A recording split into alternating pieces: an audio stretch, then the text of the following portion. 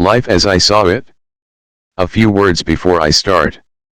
Besides telling about my early life, this memoir details a good deal of my service career. I was a civil servant all through my active life with transfers as an integral part of the service. As such, my discourse for that part of my life would comprise mostly of the matters connected with my service, and the experiences I gathered as I moved from place to place. But there again some important and interesting events might have been lost sight of, as I did not keep notes of day-to-day happenings. I had to depend mostly on my memory to recall the events. I don't know how far this life story, as it is, will evoke interest in general. I could only hope that it does not become boring and tedious.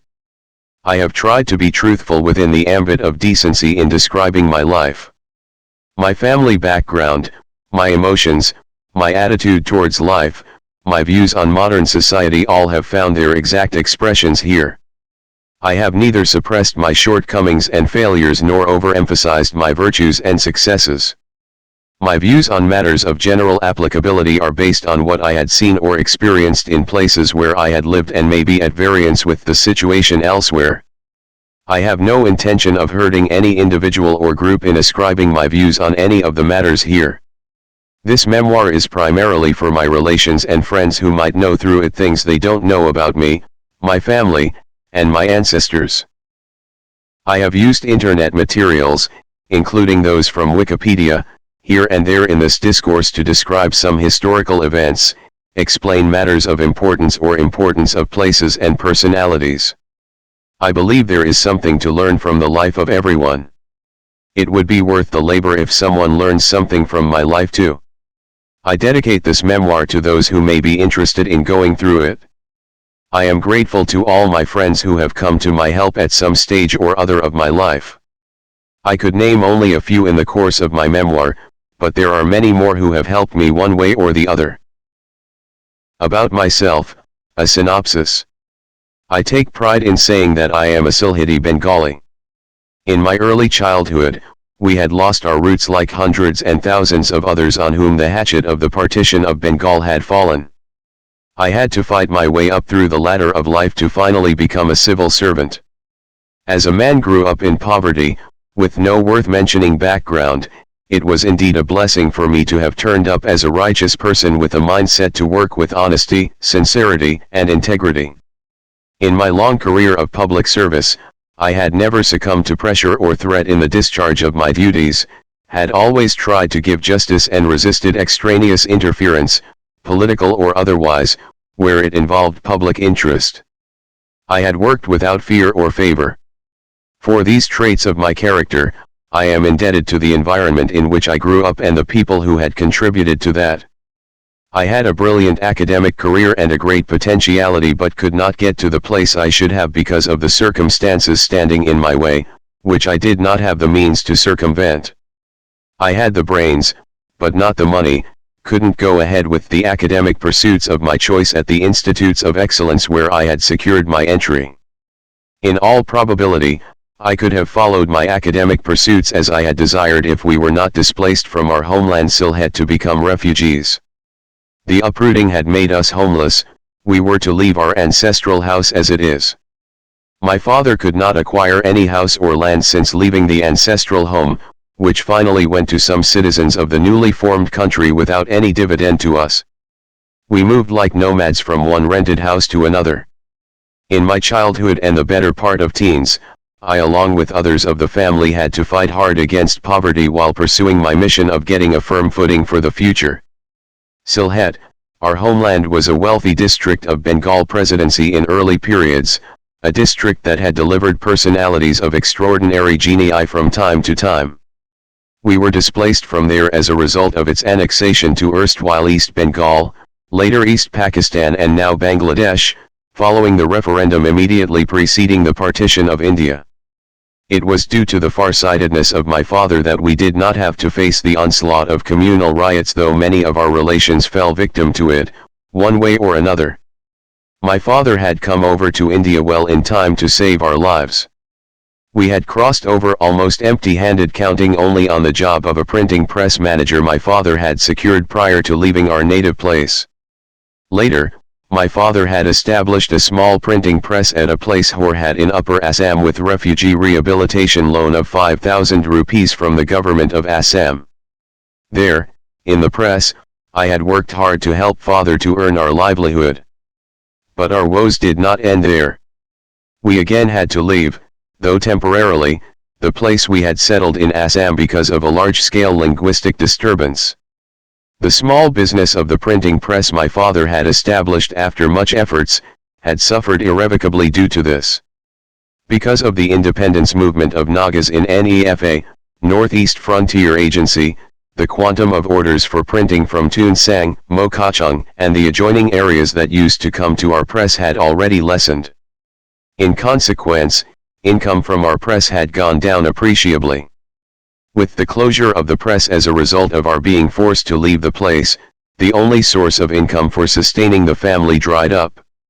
These unfavorable situations had adversely affected my education and had created in me a confused mental state, where I always had at the back of my mind, a threat of financial handicap to complete my academic course.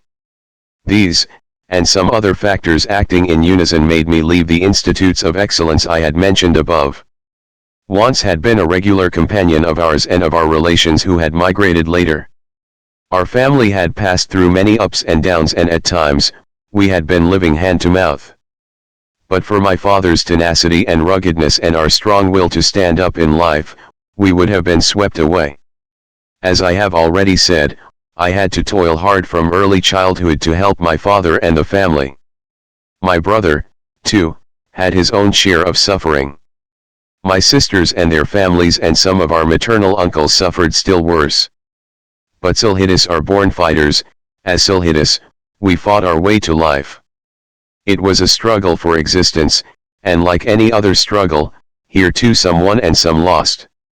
Win or loss apart, this struggle was forced upon us by a political gamble in which we, the Silhidi Hindus, were offered as the bait along with our homeland.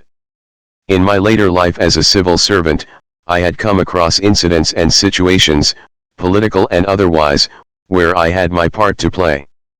I had acted on these occasions at the dictate of my conscience, which had always directed me to follow the path of honesty, justice, and impartiality. For going against the tide, I had, at times, suffered in the service career too. It has been inescapable to include the details of my service career while describing my life. I feel one's personality is better exposed through activities in the service career.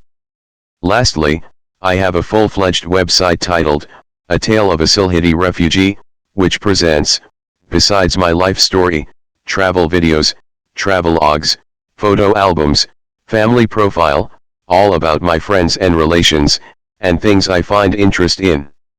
I take this opportunity to say that I had a fair share of interesting events in my official life like any other administrator. Some of these I have discussed here. My profile summary. Presently leading a retired life after having served in various administrative capacities as a civil servant for more than 35 years.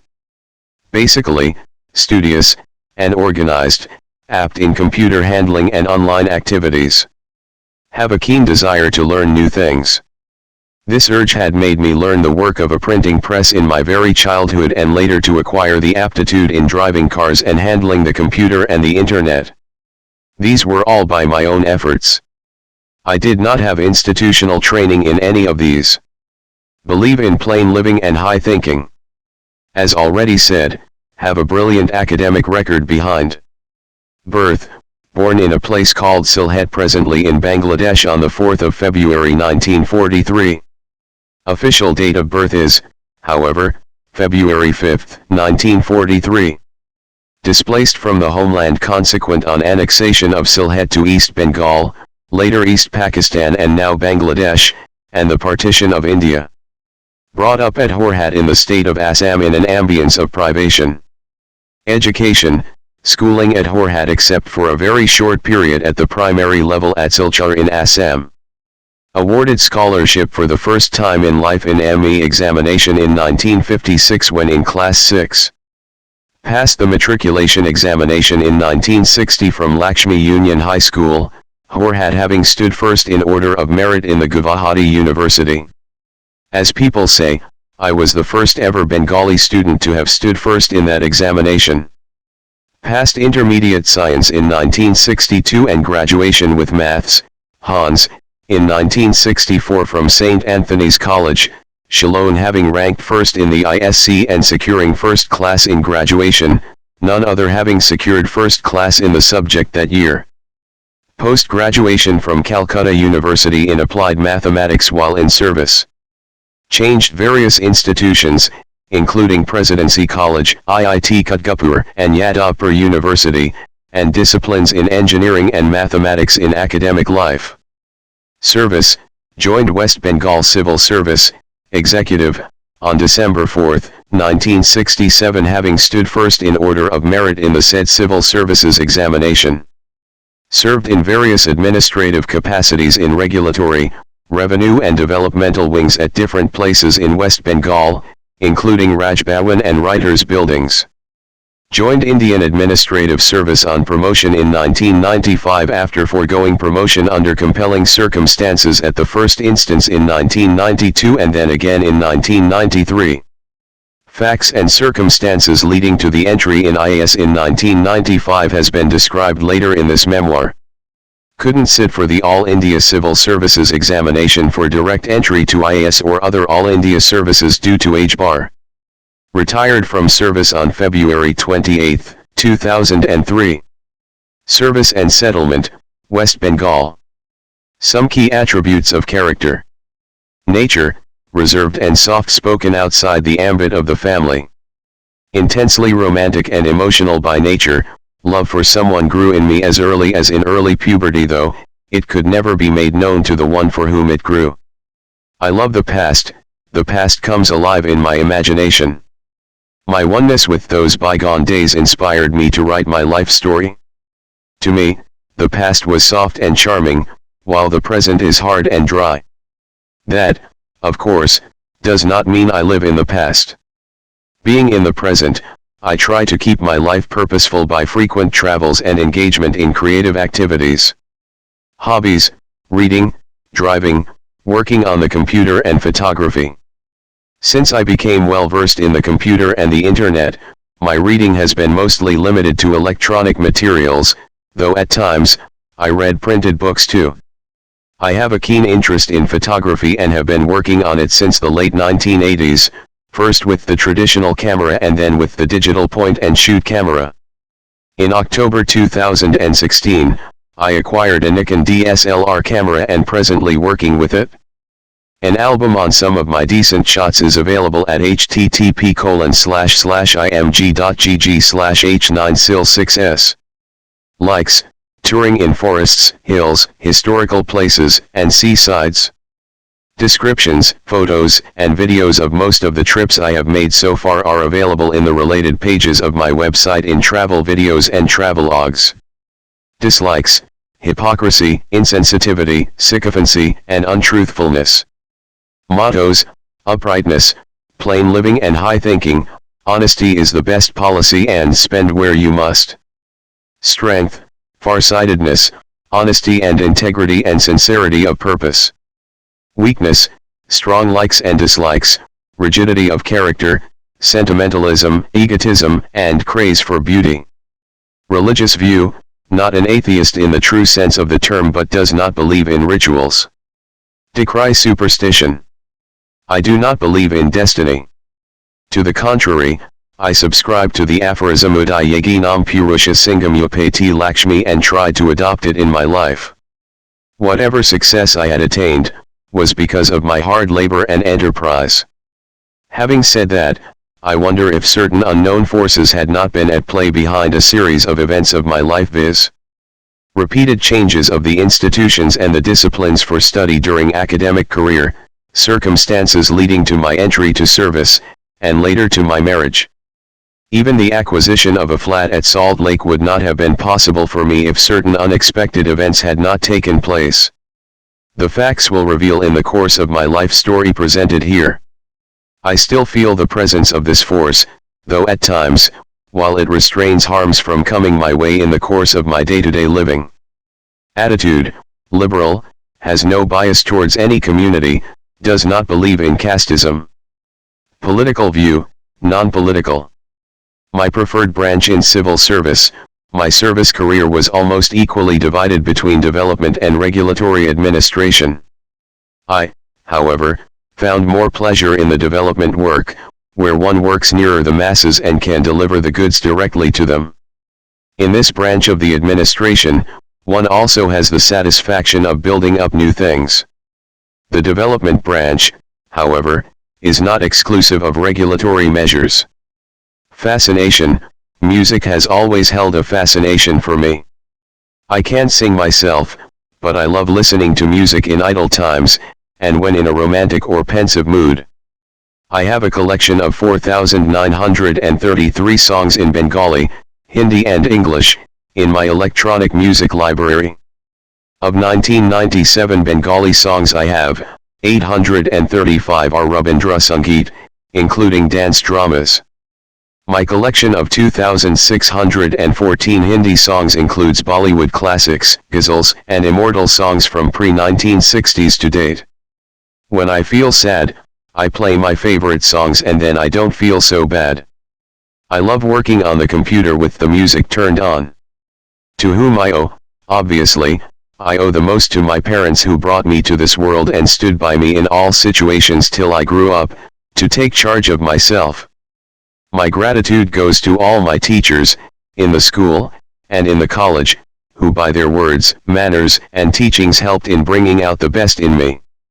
I am also grateful to the authorities of St. Anthony's College, Shillong for providing me free education in the college and free board and lodging in the college hostel for the entire course of 4 years, I stayed and studied there. About my family. My family consists of myself, my wife Svapna alias Ajita and 2 married daughters Anandita alias Maman and Anasua alias Jilmil.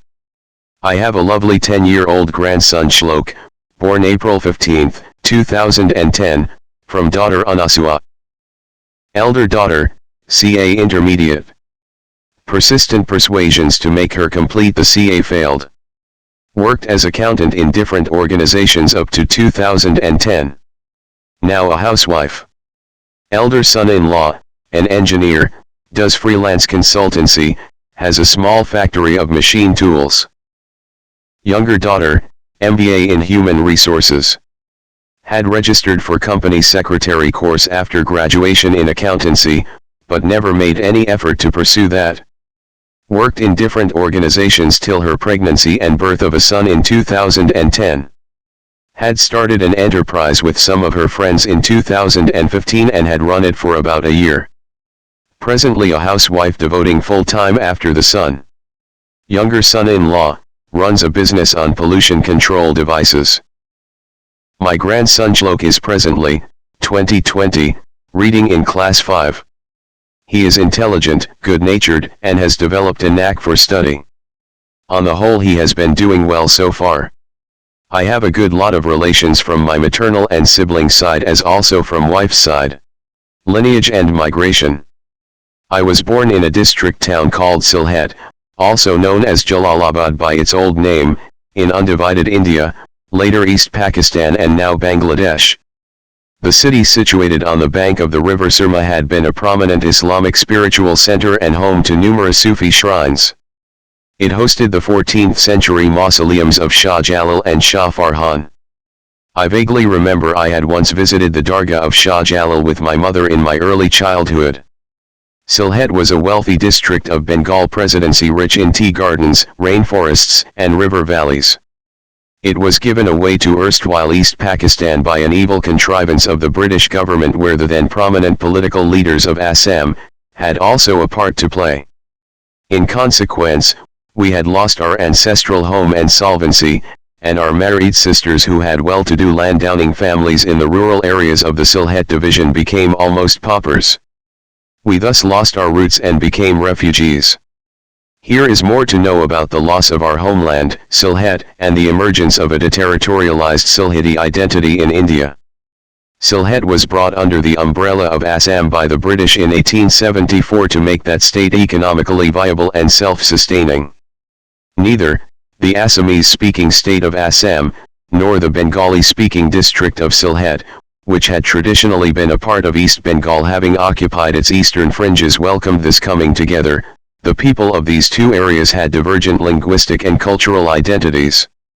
The vibrant tea-growing district of Sylhet was bordered by Tripura in the east and the southern Assam districts in the north. It was separated from the neighboring Assamese-speaking heartland of the Brahmaputra Valley by the mountainous regions of North Kachar and Jaintia Hills. With the inclusion of Sylhet in Assam, Sylhet became a neighboring district to Kachar of Assam. These two districts, Sylhet and Kachar, mostly speaking the same Bengali dialect, popularly known as Sylheti, now formed a new Surma Valley, with a combination of the existing Barak Valley and the new Surma Valley coming with inclusion of Sylhet, behind the towering mountainous region of Assam. Sylhet had an area of 5,440 square miles. Since 1874 it had 5 subdivisions, each of the subdivisions having several thanas within its jurisdiction. A look at the pre-colonial history of Surma Valley will be enough to show that Sylhet was an integral part of Bengal in pre-colonial and medieval periods. Sylhet was thus tied with Bengal in ethnicity, language, geography, and history for ages. Sylheti Hindus demanded their return to culturally akin and more advanced Bengal for several years after 1874. Sylheti Muslims, on the other hand, preferred to stay back in Assam with their leaders, believing that they would, by their sheer numbers, be able to help their minority Assamese brothers to exercise more influence and political powers. Since its inclusion in Assam in 1874, the indigenous Assamese, too, had always wanted Sylhet to be separated. They considered the English-educated Sylheti Hindus not only as competitors for jobs but also as cultural threats, particularly to their economically weak middle class. Indigenous Assamese had also been trying to make the state their own with a homogeneous build under the support of the British. Ironically, when the opportunity for return of Sylhet to East Bengal, later East Pakistan, came in 1947, both the Hindus and the Muslims of Sylhet reversed their earlier positions. Sylheti Hindus now demanded to stay back in Assam while the Muslims wanted to separate. The Mountbatten Plan hatched on June 3, 1947, which inter alia provided for referendum for Sylhet, came into effect. But surprisingly, the decision to hold referendum was declared only 3 days, on 3 July 1947, before it was due to be held. H.C. Stock was declared as the Commissioner of Referendum. The event was therefore held in great haste without practically no time for making the majority of the illiterate population aware of the process, the legal requirements and implication of their choice. The referendum was held on the 6th and the 7th of July 1947.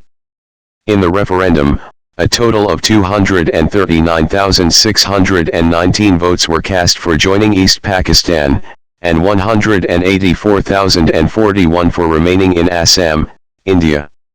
Following the outcome of referendum, most of the Sylhet district was ceded to East Pakistan. Only 3.5 thanas including the subdivision of Karimgunj came to Assam/India.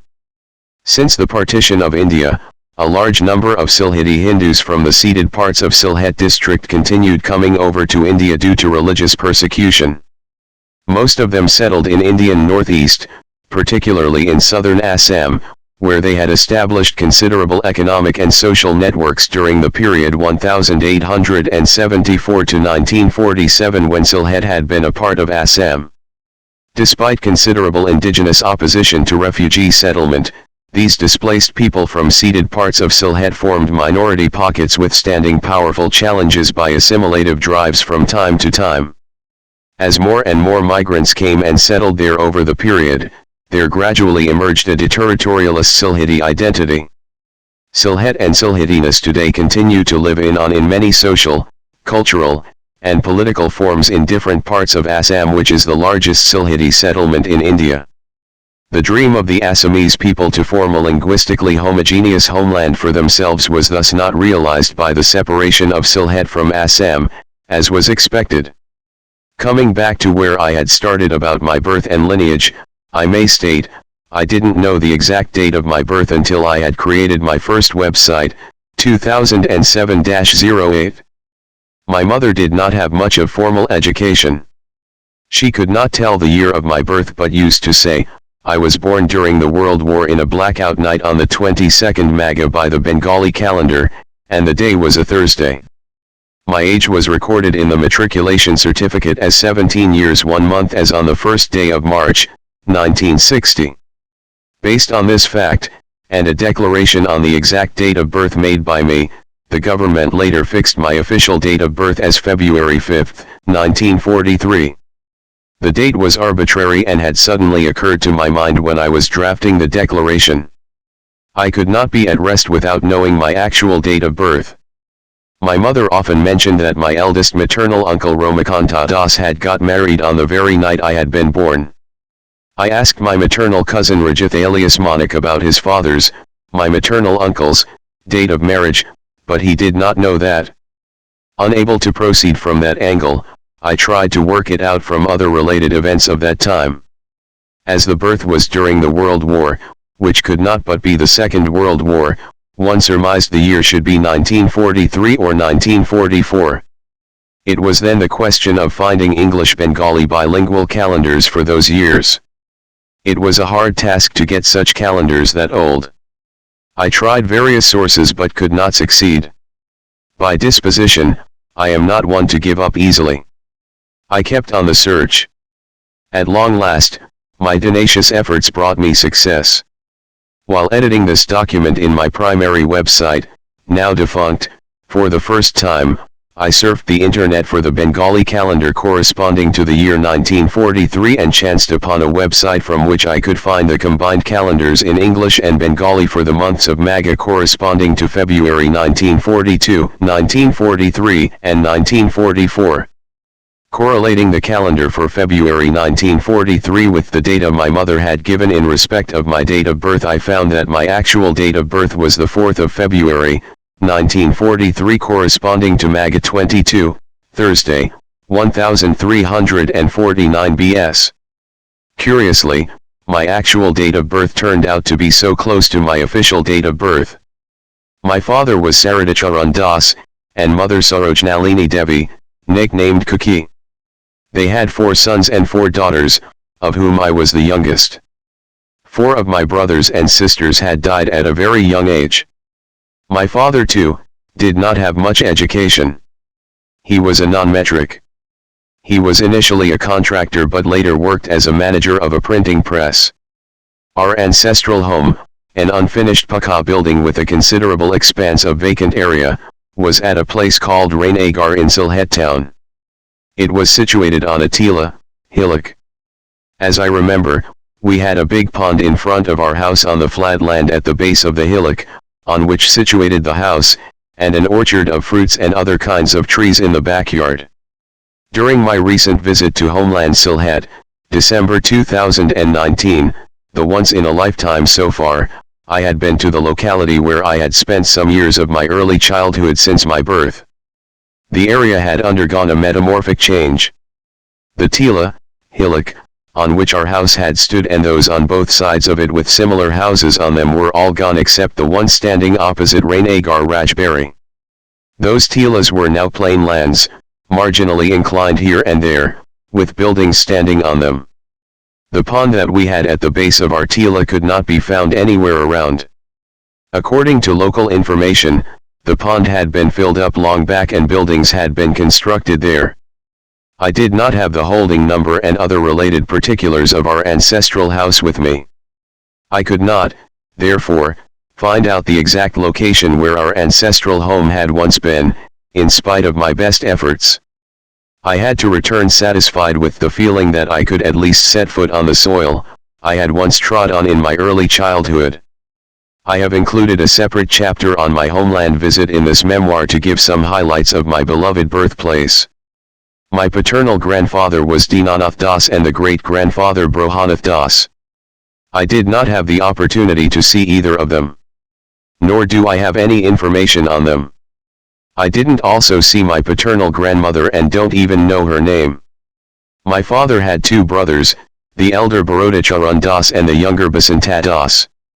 He also had a sister Bharti Das. I remember to have seen only the elder brother of my father. He was a widower and had a partnership shop with one of his friends. Possibly, he was addicted to alcohol, though my father never drank. He suddenly died one night at the wee hours at our ancestral home after he returned from his workplace. I don't know anything about my father's younger brother or his sister. I came to know of their names from my elder sister. We had our maternal house in the same town of Sylhet in a locality called Daryapara. My maternal grandfather was Ramesh Chandra Das, whom I had seen. On our maternal side, we had many uncles, some of whom I had seen and distinctly remember. In my memory, there is none from our paternal side, save and except my father's elder brother. I have spoken about my maternal uncles and cousins in details in the chapter on maternal uncles and cousins. We had left our ancestral place just after the partition following the referendum on the annexation of Sylhet, maybe, by the end of 1947. My father had procured the job of a manager in a printing press in Silchar in Assam before we had left Sylhet. The press belonged to one Satindra Mohan Dev, the father of the Congress leader of the other day, Santosh Mohan Dev, a one-time MP and a central minister from Assam. We were four in the family at that time, viz., father, mother, my elder brother, and me. My brother had, however, stayed back in the maternal house in Sylhet to appear at his matriculation examination from Dhaka University. He later joined us in India. As we migrated, we became refugees and lost the affluence we had in the family earlier. Our property in land and house were left behind in Sylhet as it is. Later, these were treated as enemy property by the government of Pakistan. I learned from my cousins who lived in Sylhet that our said property in land and building had been occupied by the Muslims, who had built new buildings there. On migration, we stayed at Silchar in a small rented house in an alley opposite the railway station in a locality called Tarapur. My mother used to do all household chores by herself. I was around 4 or 5 years old at that time and was admitted in Class B, equivalent to present-day KG2, in a neighborhood school which possibly was run by the municipality. The school was opposite our house. I don't have much of a memory about Silchar. My only memories relate to the nightmarish days we spent there, when frightening reports of atrocities on and massacres of thousands of Hindus in East Pakistan reached us every day, during the early part of our stay. Once, during that period, I overheard my parents talking about an incident where all the Hindus in a train were reportedly killed on the bridge over the river Barab. People fleeing in fear of life and honor, who could make it to the side of the border, brought with them reports of odious incidents of murders, rapes, and other forms of atrocities every day. Our sisters and maternal uncles had stayed with their families in East Pakistan. The reports of these horrifying incidents added to our worries and anxieties for them. In the long run, none of our relations were, however, physically harmed, though most of them had to flee for life, leaving everything behind. My father did not stay in Silchar for long. After the turmoil of the partition was over, possibly in 1948 to 1949, he shifted to Horhat in Upper Assam. He again had the job of a manager at a modest salary in a local printing press under the management of a departmental store named Das & Co. there. Incidentally, Das & Co. was the first departmental store in the Northeast. I spent the whole of my childhood and the early youth in Horhat. I still cherish my memories of those years. I love to visit the place even at this late stage and make opportunities to do it. My last visit there had been in 2018. As of May 2020. My father couldn't acquire any land or house since leaving our ancestral home. We had always stayed in rented houses in Horhat, shifting from one house to another from time to time. In fact, we did not have any house of our own till my brother had acquired one in Silchar in the late 1970s, and still later, I had managed to get a flat on cooperative ownership at Salt Lake, Kolkata in mid-1990s. Brothers and sisters. As I have already stated, 4 of my brothers and sisters died in their early childhood. Amongst those dead were our eldest sister Safalai, a brother next to her Mrinal Kanthi, a brother younger to my then surviving elder brother, named Sisir, and a sister above me, Nivedita. When I was old enough to understand things, I had my only brother Krishnakanta Das nicknamed Kanta and sisters Bakul alias Kitty and Kameli alias Boda around. Both these sisters were older than my elder brother, Kameli being the eldest amongst us. They had been married much before we had migrated. I was the 8th child of my parents and the youngest. My father's elder brother Bharatacharan Das was a widower and did not leave behind any descendant. I have no knowledge about the families or descendants of my father's younger brother or of his only sister. My eldest brother-in-law was Narendra Nath Roy, and the next one was Rajni Mohan Roy. Both were from affluent landed class from rural areas of Sylhet division, the names of their villages being Gobind Ganj and Panatirtha respectively. When we migrated after partition, they stayed back as they were not ready to shift, leaving their property behind. There was also the question of finding a suitable job to support the family on this side of the border. Neither of them had the education, training, or orientation for any gainful employment. None of my sisters or brothers-in-law had gone beyond the school-level education. In spite of their attachment to their respective places, neither of them could, however, ultimately stay at his native place due to the communal disturbances frequenting their homeland. As the post-partition disturbance continued, the younger of my 2 elder sisters Bakul Rani Roy, and her family crossed over to India. I had later learned from her that there had been a severe riot in their village Panatirtha, consequent on which they had to flee for life.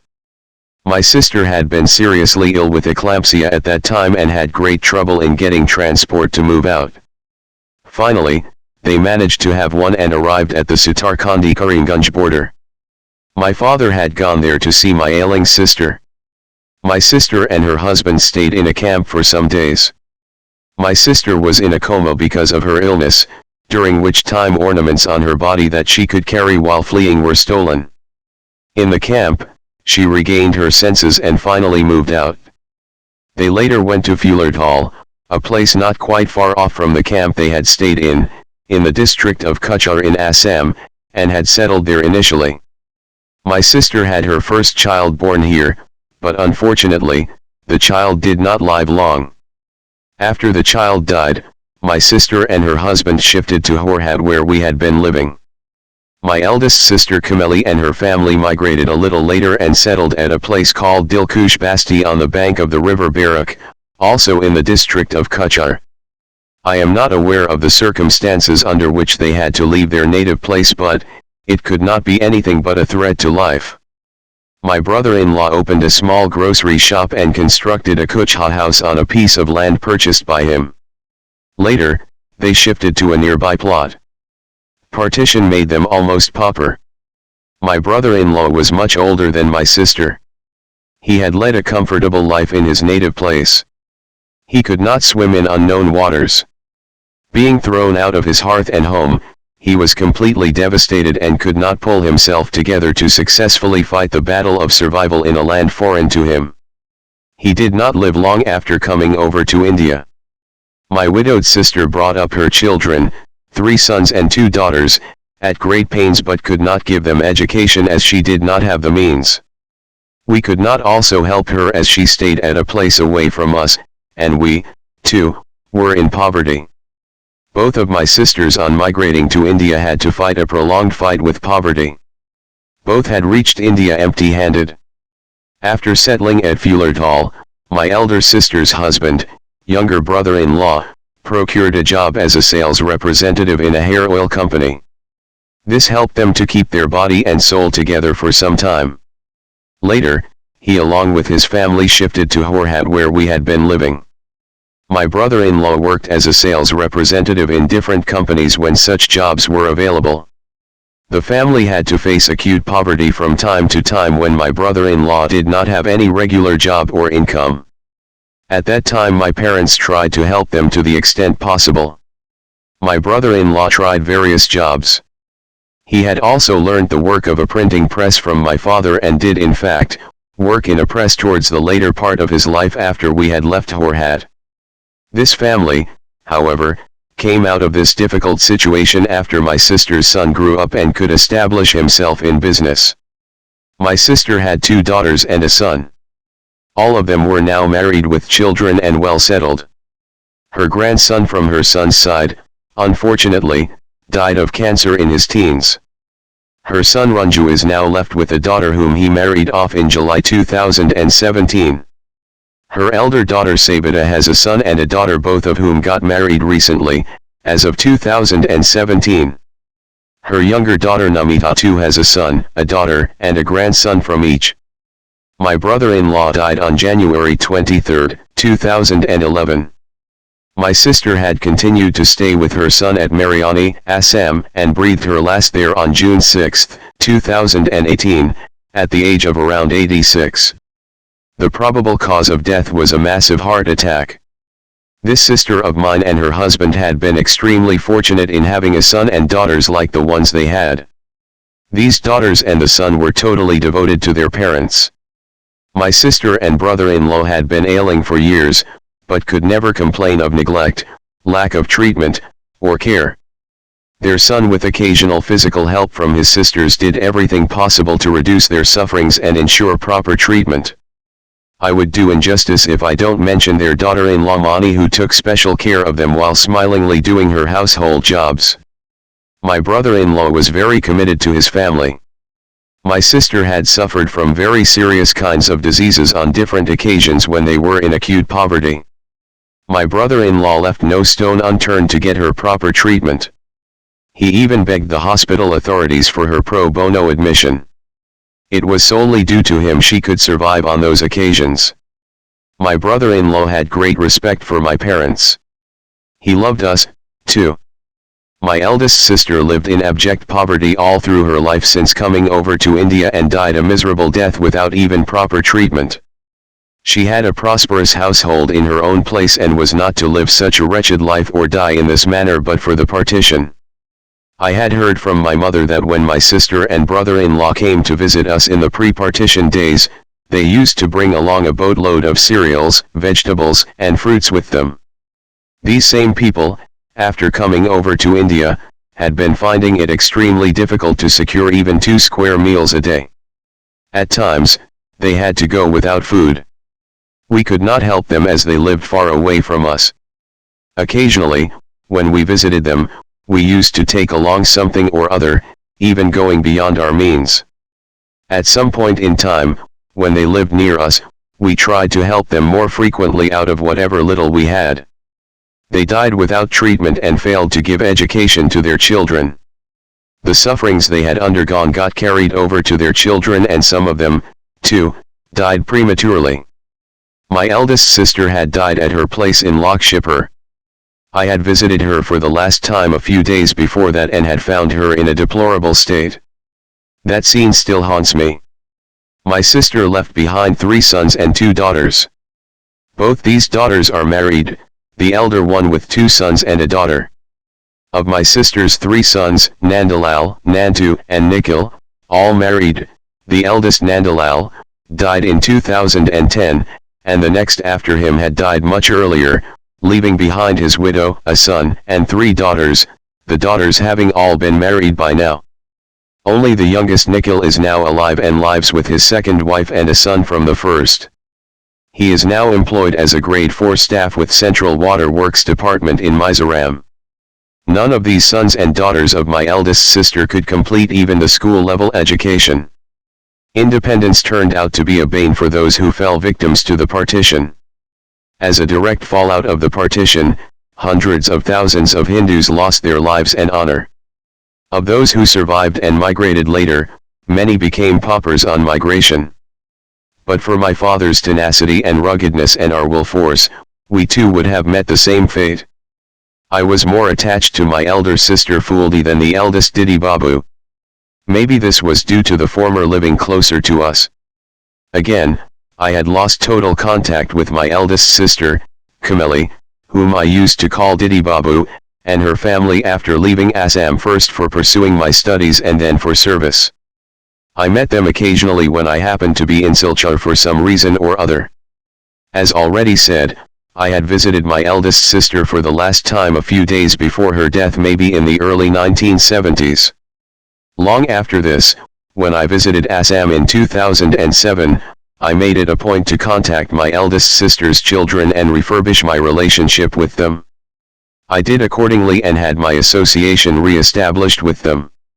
It needed much effort to locate my sister's eldest daughter Sulekha, whom I had not seen since the early 60s and had no contact with her.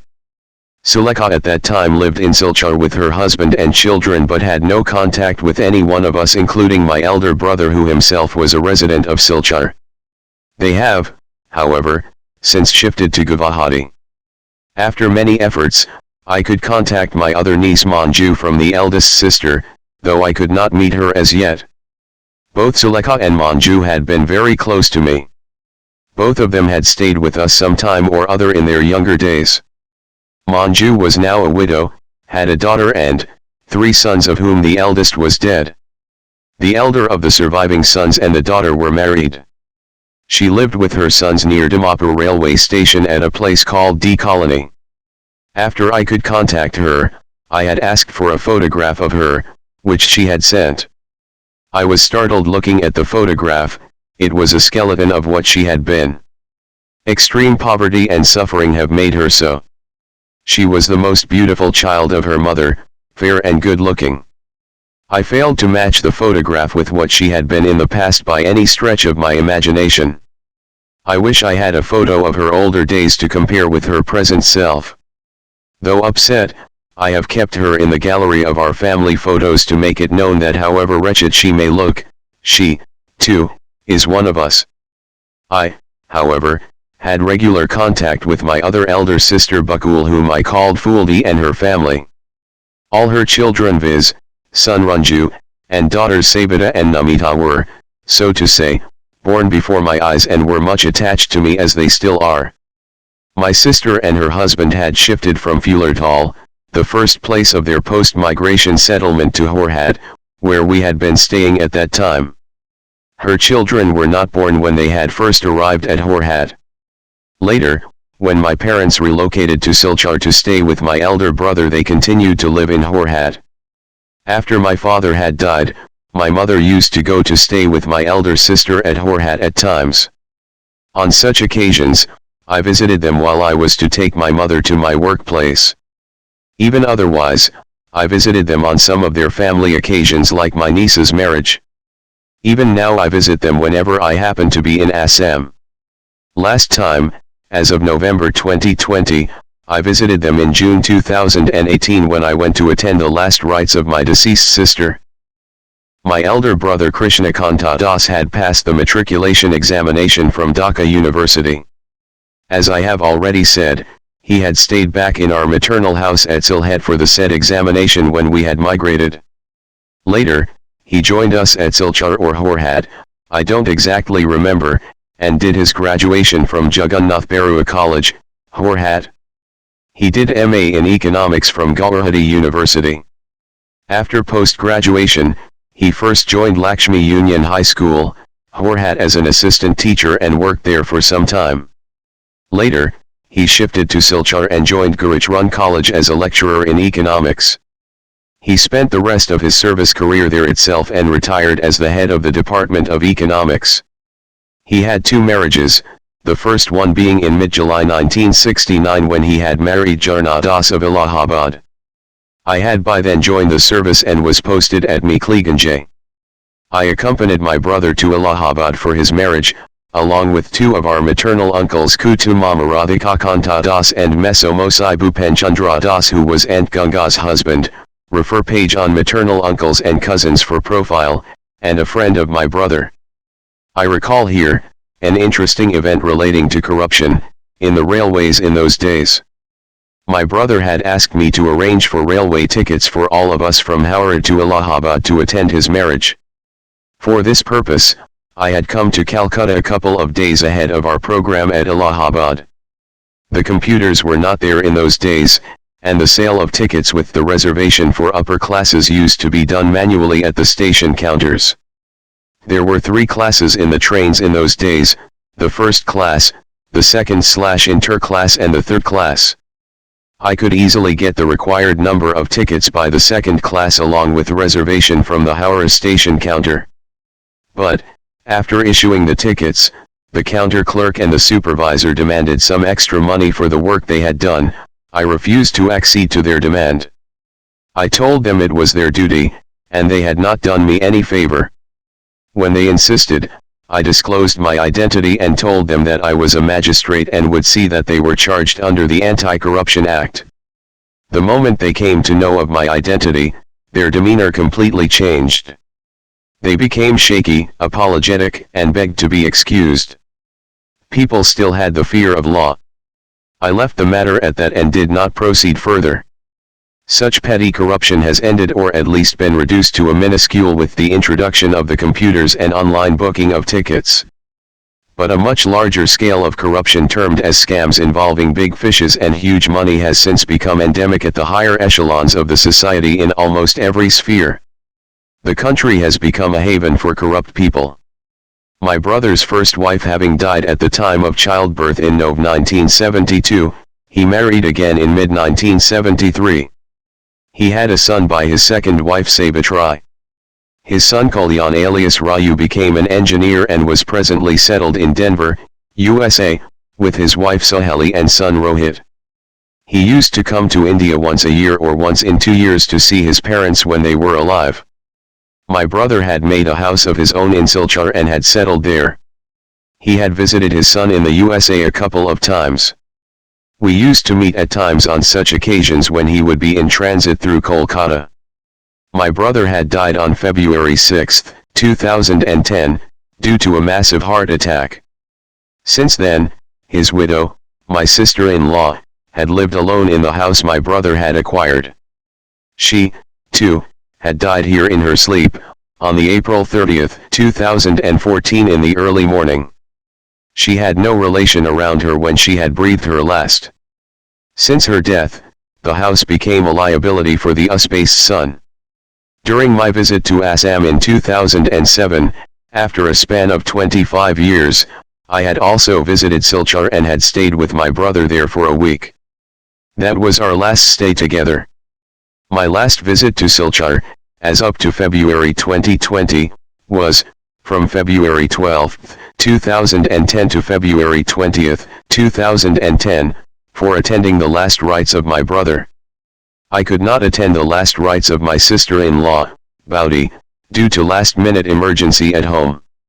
Since 2014, it had been a regular feature for me to visit Assam at least once a year. My itinerary in these visits excluded Silchar, as I had none there with whom I had been related even remotely. Silchar, which had once been home to a good number of my close relations, was now an abandoned place for me. It had given us shelter on more than one occasion. Though I had not stayed there for long, it was something of a sort of vacation resort for me. I conclude this chapter with my tribute to Silchar. Maternal uncles and cousins. As I have said earlier, we were much attached to our maternal side, more so, because of practically none being there, on the paternal side. Our maternal house was at Daryapara in Sylhet town, now a metropolitan city. Our maternal grandfather Ramesh Chandra Das had 2 marriages. He had a daughter and 2 sons from the first marriage and 3 sons and a daughter from the second. My mother was the eldest of them all. My grandfather kept a good number of cows and personally looked after them. He was so attached to the cows that he would not have his food until they were fed. I did not have the luck to see my mother's own mother.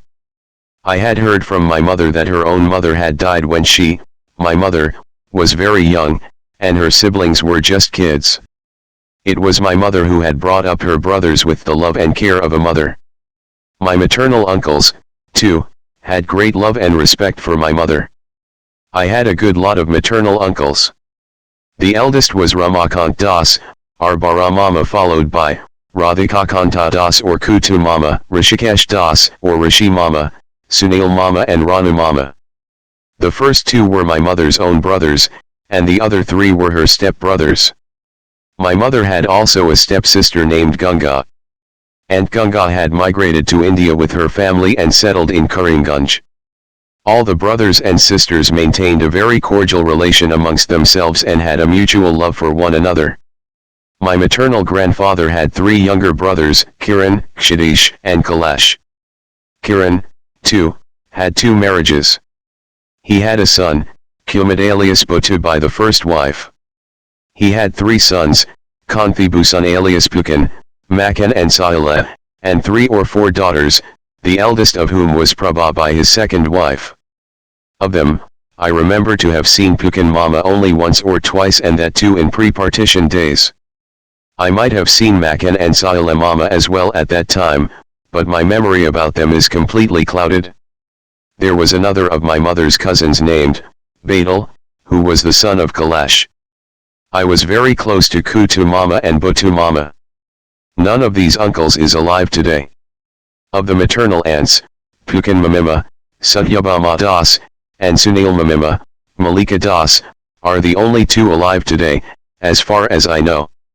If I am not very wrong, I met Pukan Mamima, a widow then, for the first time during one of my many trips to Assam, March 2014. Bara Mama had a large family with 10 children. I remember to have spent some time of my early childhood with some of my cousins, Bara Mama's children, before we had migrated. They were Rajith alias Manik, Chandan, and Pradeep alias Pada. The rest of Bara Mama's children, my cousins, Reba, Shankar, Ranjan alias Siku, Daipu, Pankaj alias Bachu, Nandan and Simu, were all born after we had migrated to India. I still have regular contact with some of my cousins and their children.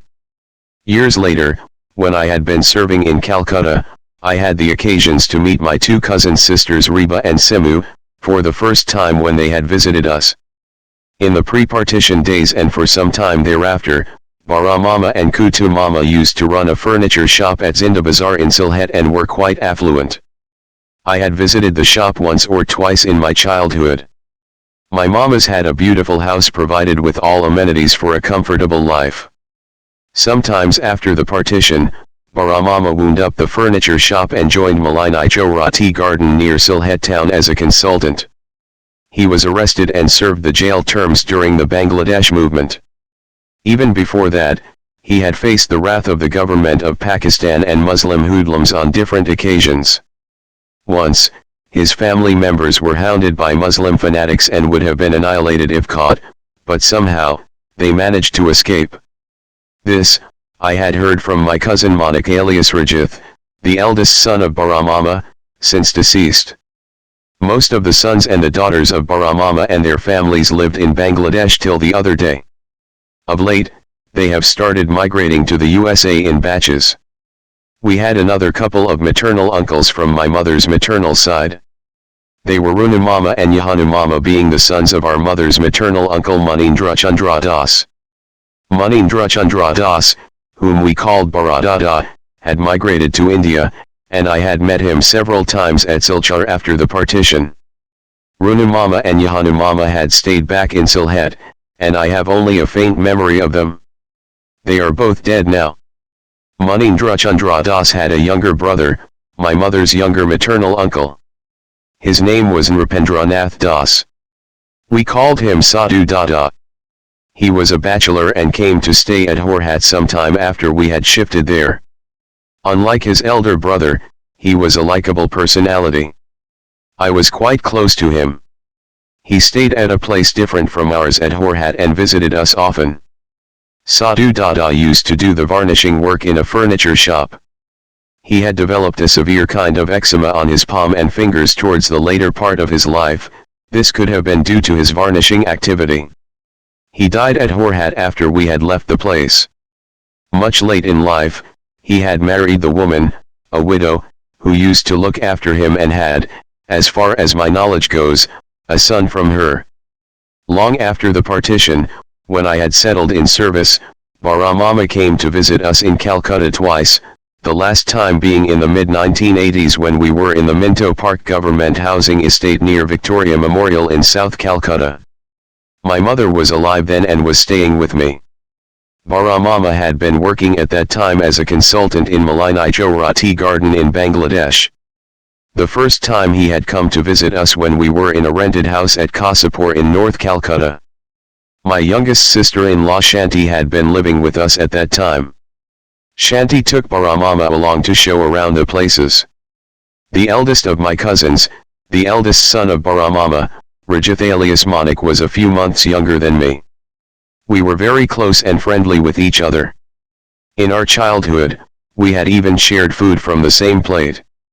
I had met him for the first time after the partition more than a decade after we had left Sylhet on migration. He had come to visit us at Horhad with Kutu Mama, my mother's own youngest brother. It was 1960, and I had just completed my matriculation examination. Manik had then stayed with us for some time. We had gleefully spent those few days and had watched some good movies together. He had also attended my marriage at Meekleganj in March 1972. The next time I met him 3 decades later when he had come to Calcutta with his second wife Rita in December 2005. He called me from a hotel where he had put up with his wife on arrival in Calcutta. I immediately rushed to the hotel and brought them to my house in Salt Lake. After a long time, we merrily spent a few days together. In 2007, at my invitation, he came all the way from Bangladesh to Calcutta to attend the marriage of my younger daughter and perform Kanyadan ceremony on my behalf. I was then ill with jaundice. As ill luck could have it, Manik had also died at my place in Kolkata on April 20, 2008, while recuperating after the bypass surgery in a hospital here. Counting on me, he came to Kolkata for treatment after having a severe heart attack in his native place in Bangladesh. It was a great shock to me when he died. I lost a brother and a great friend in him.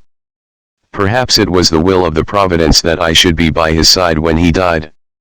Manik was an advocate by profession and practiced in Sylhet. Manik also had 2 marriages. His first wife Sumita having died, he married for the second time. He left behind 2 sons Suman and Sujak, and a daughter Mitu by his first wife. He did not have any offspring by his second wife, Rita. I did not have the opportunity to meet his first wife. Manik's daughter and sons are all married. Eldest Suman has 2 sons and stays in Melbourne, Australia. The second Sujak has a son and lives in Bangladesh. The daughter Mitu, too, has a son and lived in Italy. She has since shifted to London. Next to Manik is my cousin Chandan, who renounced domestic ties, became a sadhu, and lived in an ashram in Agartala. Lately, due to illness, he had been brought to his paternal house in Sylhet and was living there since. Cousin sister Reba has 3 daughters. One of her married daughters lives in New York. I had met Reba, one of her daughters and her husband, when they had come to visit us at Calcutta on 2 different occasions. One of her daughters, named Rima, was married to a Muslim boy. I learned during my last visit to Sylhet that she works as director of music at the Dhaka University. I had an occasion to listen to a recorded song sung by her in the course of my visit to Sylhet. She has a sweet voice. Amongst my other cousin brothers whom I had met after the partition, was Shankar, who practiced law and income tax in Bangladesh.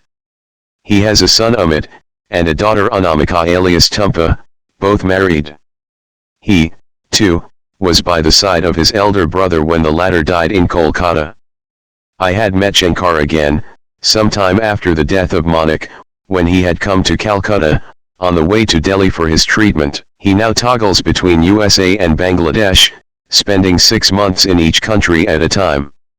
I met my other cousin's sister Simu also, when she came to Calcutta for treatment along with brother Shankar, sometimes in 2002. She has a son who is now a medical graduate and recently been married in Dhaka. They now live in the USA. Deepak alias Dipu is another cousin of mine from Baramama. He had visited us in Calcutta a couple of times before his marriage and once with his wife after his marriage. He lives in New York with his wife Chuma, daughter Yahilak, and son Dipta. I met his son Dipta alias Devraj and daughter Yahilak alias Deepangvita, for the first time, when they came along with their mother on a short trip to Calcutta in July 2013. We had a great time together during their brief stay with us. Both the daughter and the son have been well bred. I am very happy about that. We missed Daipo on that occasion as he could not make it to India at that time due to his preoccupations. We have regular contact with him. He is very close to my daughters also. My niece, Yahilika alias Deepangvita, has since completed her graduation and has entered medical school to fulfill her objective to become a medical practitioner. She is due for final medical in June 2022. Nephew Dipta is in engineering. My maternal uncles with their families had initially stayed in Sylhet. But later, all of them, except Baramama and his family, migrated to India and settled in Assam, at Silchar and Guwahati. Some of their cousins, too, came over to India and settled similarly. Though Baramama stayed back with his family, his son Daipo had left Bangladesh long back and had gone to Dubai. Later, he had shifted to New York and had settled there. We had very cordial relations with our maternal uncles, aunts, and cousins. Our eldest aunt, Baramama's wife, Sadhna Mamima, was the lady of the house and had to manage the affairs of a big family. So far as I could remember her, she was a motherly lady. I did not see her ever after we had migrated from Sylhet. I was very close to some of my maternal uncles, particularly Kutu Mama, who was my mother's own youngest brother, and Botu Mama, who was one of the cousin brothers of my mother. I had the opportunity of being with them for a considerable time after they had settled in India. Kutu Mama had 2 marriages. The first one was a love marriage, but Choto Mamima, maternal aunt, Shefali, did not live long. I can still visualize the profile of that Mamima. She was a very tidy and graceful lady. She did not have any children. Much later, Kutu Mama married for the second time. His second wife, Manju Mamima, was much younger to him but died an early death. I have a feeling, she had suffered the most during the days of extreme poverty in the family, and that finally ended her life. She left behind 2 daughters, Sipra and Seema, and 2 sons, Babla alias Ramandu and Bapi alias Rupendu. The sons and the daughters are all married and settled now. On migration to India, Kutu Mama too had to face hard days as my sisters did. He started a furniture shop in Silchar but couldn't run it for long and found himself running from pillar to post, even for low-paid jobs. His condition became somewhat better after his elder daughter Sipra, on completion of her education, got a job at the local telephone exchange. While visiting Silchar, I used to spend most of my time with Kutu Mama in his furniture shop or elsewhere. My cousin sisters Sipra and Seema and cousin brothers Babla alias Ramandu, excepting the youngest Bapi alias Rupendu, from Kutu Mama, all now live at Karimgunj with their families. Bapi lives in Silchar. Sipra has 2 daughters, of whom the elder is doing chartered accountancy in Kolkata, and the younger is in college in Karimgunj. Seema has a daughter Sarnali reading in a school in Karimgunj. Brother Babla, too, has a daughter named Rima who has passed HS examination in 2017 with 89% marks in commerce stream. She is now doing her undergraduate course in commerce with Hans in accountancy. The other cousin brother Bapi alias Rupendu had strayed for some time but now is back to the family fold. He lives at Silchar.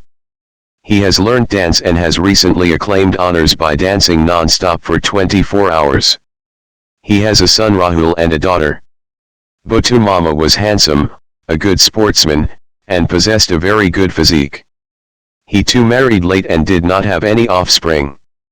Mamima had been a very nice woman. Both loved me. Mamima used to practice homeopathy. Botu Mama had been with the Indian Railways from pre-partition days but left the job on his own, the reasons are not known. In his later life, he had served for some time as manager of a hotel in Shillong. There he had stayed with his wife in the accommodation provided in the hotel. I was in Shillong doing my graduation at that time. I have mentioned about this later in the page on academic career. Botu Mama had left that job and came back to Silchar sometimes after I had left Shillong. He stayed at Silchar till death. I had last met him in 1972 when I had visited Silchar with my wife after my marriage. Both Batu Mama and Mamima were very happy to see us and had entertained us with lunch. Batu Mama died in 1995. Since then, Mamima lived alone in a flat of her own in Silchar. She had come all the way from Silchar to attend the marriage of my elder daughter in 2000. She used to ring me up if she did not get any call from me for a few days. She had been suffering from various ailments for the last couple of years of her life, as of my last visit in 2010. Lastly, she became bedridden. On the 28th of October 2014, at 6:30 a.m., she had breathed her last. I had visited her for the last time in February 2010 when I had been to Silchar to attend the last rites of my brother. She had no offspring. Pukan Mama's younger son Pradeep alias Tablu, who stayed with and looked after her, had done the last rites. Sunil Mama, one of my mother's stepbrothers, worked as a compositor in a printing press of a widely circulated English daily, Assam Tribune, in Guwahati after he had migrated from East Pakistan. According to the report published in that paper after his death, he had died in Guwahati only at the age of 43, leaving behind a son and 2 daughters, besides his wife. The elder daughter works in Guwahati in the office of the Assam Tribune.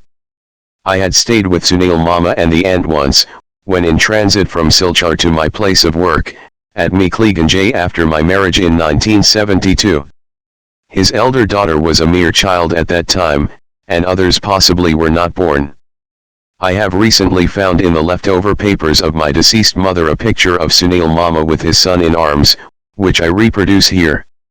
The other 2 stepbrothers of my mother, Rishi Mama and Ranu Mama, were bachelors. Pukan Mama, good name Kanthi Bhusan Das, one other cousin of my mother, settled in Guwahati post-partition. I don't remember to have seen him after we had left Sylhet, though I had passed through Guwahati several times since my college days. I had no contact with my uncles in Guwahati, at that time. I did not even know that my uncles lived in Guwahati. Pukan Mama had once come to meet us, when on my way back from Silchar after my marriage I had stopped over in Sunil Mama's house, in Guwahati. Unfortunately, we did not meet. My wife and I had been away to Shillong at that time. As I had to leave for my place of work the day after, I could not visit his place to meet him. One of Pukan Mama's sons, Kabindra nicknamed Dipo, had been living in Guwahati with his family consisting of his wife and 2 sons. Mamima also stayed with him. Dipo worked in the office of the Accountant General, Assam, from where he had since retired. I had met Dipo for the first time when he visited us with his younger son at our residence in Salt Lake on March 16, 2008. When I was in Guwahati in the course of my visit to Assam in March 2014, Dipo had taken me to his house where I had met his wife Meena, younger son Krishanu and Pukan Mamima. Dipo's elder son Kaushik had been away. The younger son of Pukan Mama, Pradeep nicknamed Tablu, now works in a private firm at Asval, Mizoram. He got married in 2013. School admission and first scholarship. My regular schooling began after we had settled at Horhat. Horhat had played an important role in my life and the formation of my character. It is also here that I had the feeling of romantic love aroused in me in my puberty.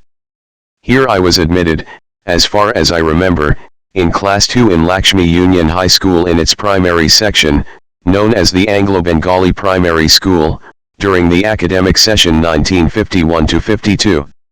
At that time, we used to stay in a small house in an alley just behind the school.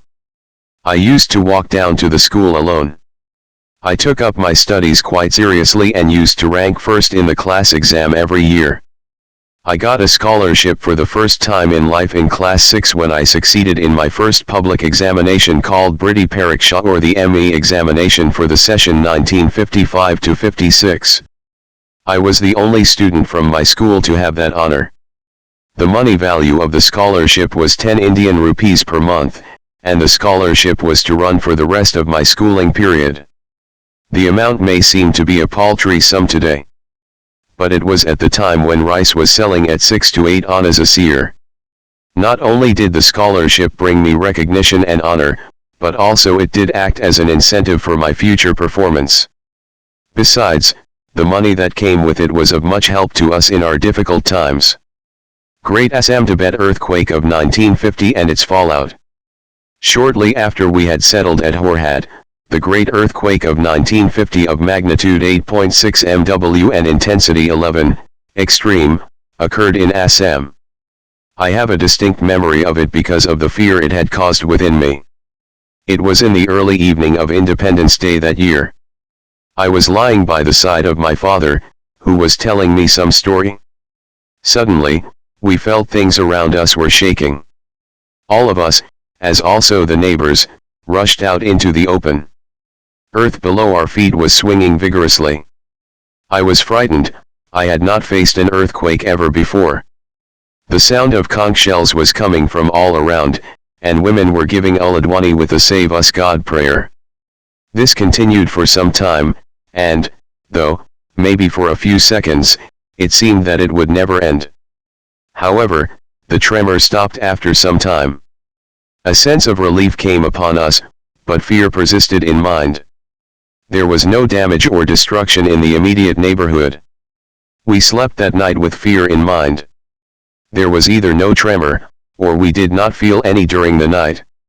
The next morning, the elders went around the town to see how much damage the quake had caused. When they came back, we learned that there was the sinking of the roads and the railways at several places, but fortunately, no loss of life anywhere in the town. The only building that had collapsed, as far as I remember, was the high-rise Balibat Masjid. Houses in those days at Horhat were mostly one-storied or at best double-storied, and that saved them from fall. Later in life, I had read in various publications about this earthquake and the havoc it had created in Assam. I now find from Wikipedia that there were 3,300 casualties in Assam and Tibet caused by this earthquake. The quake had changed the relief and formed dikes, blocking tributaries of the Brahmaputra, some of which, like Subansiri, later, caused severe floods when dikes gave way. Parts of Dibrugarh and Sadia were washed out. But at that time, we had no idea of the extent of the damage the quake had caused. We only knew that Dibrugarh and Sadia had been severely affected. A few people subscribed to the newspapers in those days. The television was not there. Some people had radio sets, which again we could not afford. We, the children of that time, mostly, did not have the access to information on the happenings in places away from us. We did not, therefore, have any idea of the extent of damage this earthquake had caused in different parts of the very state to which we belonged.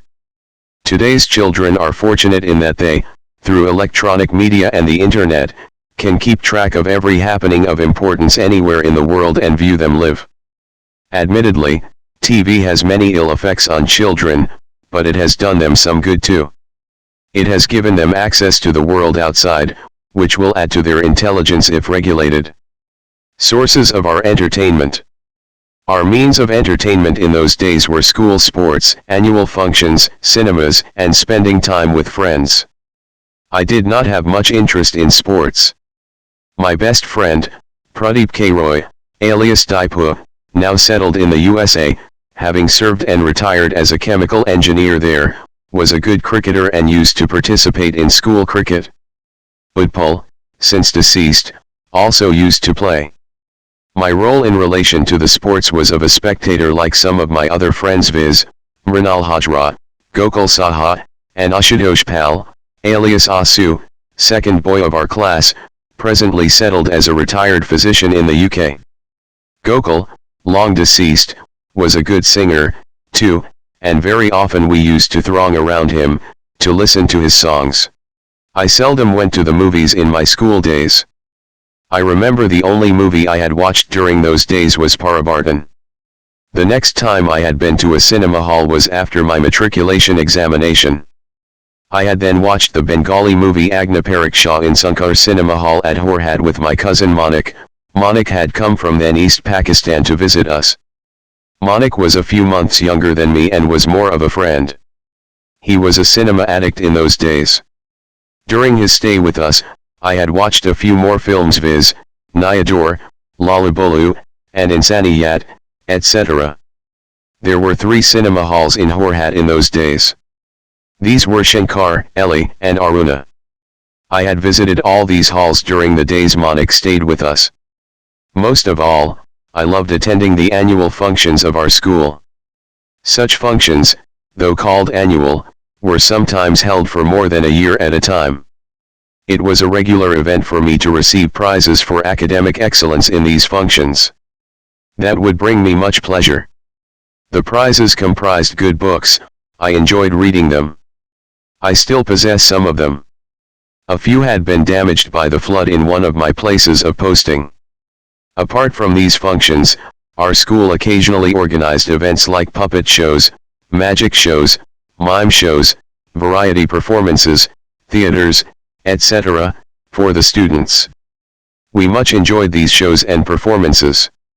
All these functions of the school used to be held in the auditorium of Lakshmi Union Club. The school did not have in those days any auditorium of its own. Academic pursuit, performance in school and in the matriculation examination, 1960. Coming back to my academic track record, I would like to say a few words about my brother before I dwell upon myself.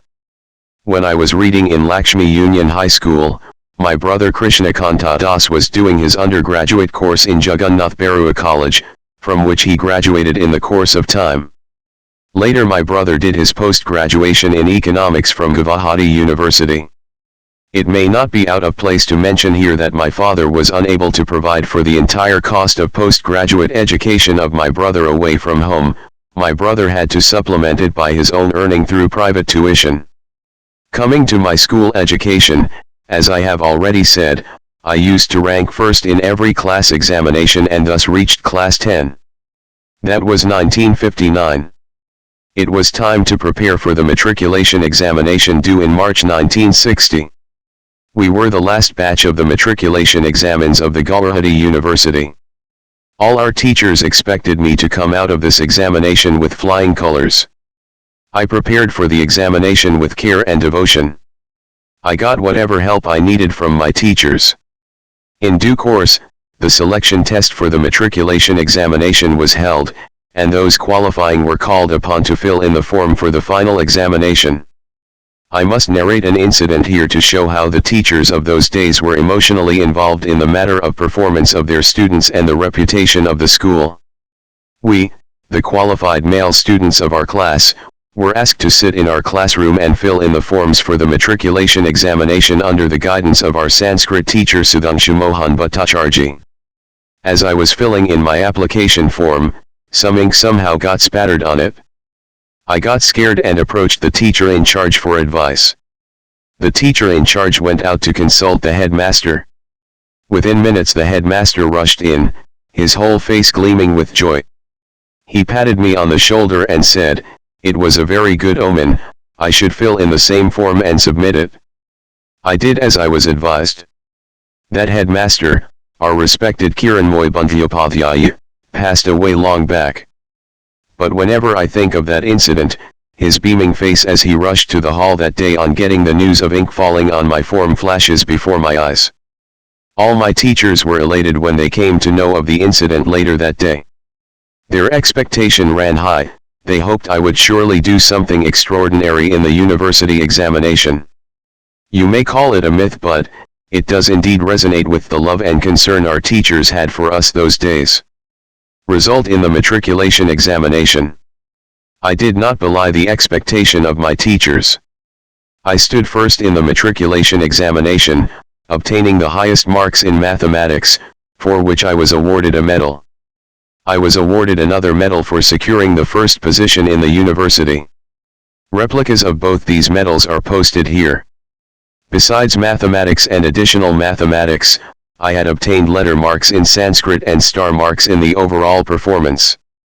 The percentage of marks obtained by me, on the whole, was 80.33%. On the result of this examination, I was awarded a National Merit Scholarship at 50 Indian rupees per month for my intermediate course. My view on marks as determinant of performance.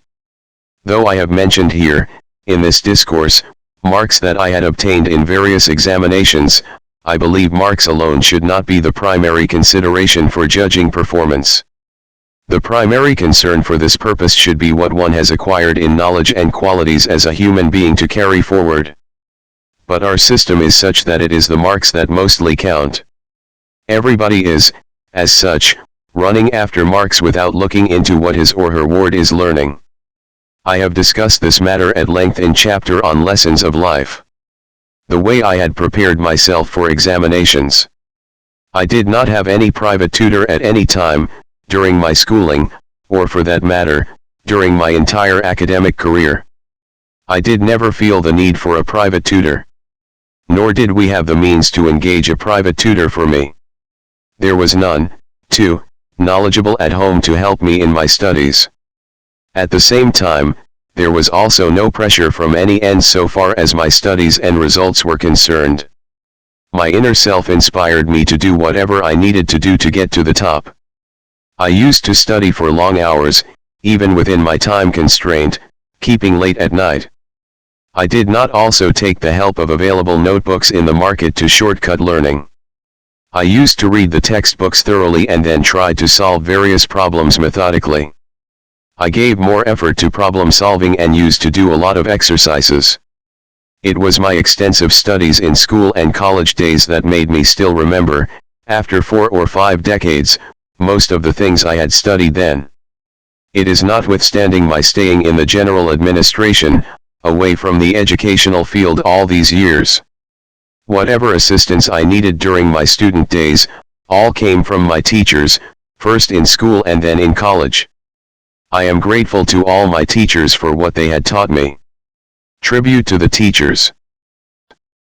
Our teachers had been living examples of dedication. They were modest in living. Some of our teachers in school were quite poor, of them, some even did not have proper clothes to wear, and wore clothes torn and stitched, in places. They were poorly paid, private tuition to augment income was scarce. There was also no provision for the pension for private or aided schools those days. Yet, they did not lack initiative or commitment to their job. They were always there to help us whenever required. They were fully devoted to their task, had the intellectual capability to inspire the students. Teaching for them was not merely a profession but also a mission. They were not after money as today's class of professional teachers mostly are. Those teachers of ours are no more in this world. But, I shall remain ever grateful to them for making me what I am today, though I might not have reached the place where they might have expected me to be. As a mark of respect, I post here a photograph of those revered teachers in a group with a section of their students. I have recently, as of 2020, come to learn from a social media insertion that one of those teachers, late Satya Binod Paul, was a freedom fighter and was a founding teacher of our school. Kiranmoy Bandyopadhyay, popularly known as Draba Banerjee, was our headmaster. He had made a commendable contribution to the development of our school and in bringing it to the fore. It was during his time the school had secured the 7th, 1958, and the 1st, 1960, positions at the matriculation examination of the Guwahati was so named at that time, university. He had a strong personality and was known for his strictness. Students respected and dreaded him alike. A glimpse of him outside his office chamber was enough to scare the students gossiping outside to run to the classroom. He was also a great teacher. He taught us English in higher classes. He made the subject highly interesting with his lucid explanation and skillful presentation. He was a strict disciplinarian, too. He won't tolerate any act of indiscipline amongst the students. I remember an incident where he severely punished a classmate of ours, now deceased, for trying to get closer to a female classmate. My views on private tuition. Private tuition has become an inseparable part of students' life today in contrast to our times. Coaching centers have spread in towns and cities like the cobweb. I feel distressed when I find young boys and girls rushing to the teachers' places or coaching centers after hurriedly sending a few gulps of food down the throat once they return from the school. Bright students are no exception. At the day end, they return exhausted with their minds jumbled up. They have no time for games or other kinds of childhood activities to refresh their minds. Their childhood, so to say, has been sacrificed at the altar of mark-producing studies. According to an educationist, tuition centers have become mark or grade-generating factories, where the student resorts to reading, cramming, and scoring. This observation possibly applies to private tuition also. This unhealthy practice could spread its wings due to the inadequacy of teaching in government and aided schools. The better part of teachers in these schools today is money-minded and more interested in private tuition. A large section of them is also politically aligned and spends a major slice of their time in political activities for their survival. They barely have the time and will to prepare themselves and teach properly in the class. If the subjects were adequately taught in the school, there would be no reason for the students to rush for private tuition. I wonder how many additional hours students have to waste just for commuting places of private tuition, particularly in big cities. It is obvious, at the day end they return home exhausted with hardly any energy left for studies. From my own experience, I could say if a teacher is competent and earnest, and the student is devoted to studies, attentive, and hard-working, there would generally be no need for private tuition. There are, of course, competent and devoted teachers even now, but their numbers stand nowhere near others. Parents, too, by and large, are encouraging the growth of private tuition facilities. With easy money at hand and a craze for higher marks in the exam for their wards in mind, these parents make a mad rush for better private tuition centers or private tutors once their needs arise. In fact, private tuition does more harm than good. It, being focused on selective syllabi with an eye to the performance in the examination, acts counter to acquiring wholesome knowledge. To my mind, this menace of private tuition could be abolished by strictly enforcing a teaching environment in educational institutions with an adequate number of dedicated and competent teachers. For proper selection of teachers, the board of selection should be reorganized, where necessary. Educators and administrators with impeccable integrity and wide experience should only be selectors for teaching posts. There should be a clear mandate to find out people with sincerity and a knack for teaching and not just job seekers. It is the teachers who build the backbone of the nation. We should have only the very best of talents with the commitment to the profession for this job. My observations, though based on what I had seen at places I had been, conform to various writings and deliberations on present-day education problems. There has also been a wide-scale debate on banning private tuition, and private tuition has actually been banned up to Class 7 under root. Relation with girls in school days. Ours was a co-education school up to Class 6. Once we reached Class 7, girls were transferred to the morning section exclusively for the girls of higher classes. We had in our school, as was the case almost everywhere in those days, students from different social and economic backgrounds.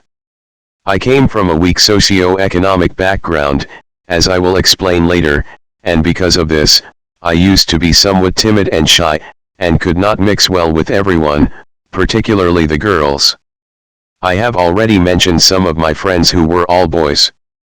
A boy having a girlfriend in those days was rare in places like ours. I knew all the girls of our class and some of the girls of junior classes too, by name and face. But I did not have any of them as a friend. I rarely talked with them. Despite having a natural attraction for girls, I did not feel at ease talking to them in my younger days. Mostly, I preferred to avoid them. Every one of my female classmates with whom I had occasions to interact later in life had mentioned my unresponsiveness when they tried to enter any conversation with me in those days. My illusory love. Notwithstanding the above trait or deficiency, as you prefer to call it, of my character, I had developed a deep love for a classmate of mine at that very young age of 12 or 13 years, though I couldn't express it to her due to my timidity and shyness. I, being an introvert, could not also mention it to anyone else, including my friends. No one, including my best friend, had any knowledge of it. I feel it is now time to bring out that part of my life in which I had an overwhelming romantic feeling deeply hidden in my heart for decades, with no way to find its expression. The days and the feelings might have gone, but the memory stays on. The classmate, of whom I am speaking, was of non-Bengali origin and came from an affluent and cultured family. Let me bestow upon her a fictitious name, Toshita, to make it easier for me to talk about her on these pages. Toshita spoke excellent Bengali, was dusky, beautiful, and had an overly sweet voice. She used to have bob-cut hair. She was learning the dance too. We were in class 6 when she came and joined us. She stayed in our school only for a year or so but had left an indelible impression on my young mind without being aware of it. I always had a craze for beauty. The moment I saw her, I fell for her. It may be called love at first sight.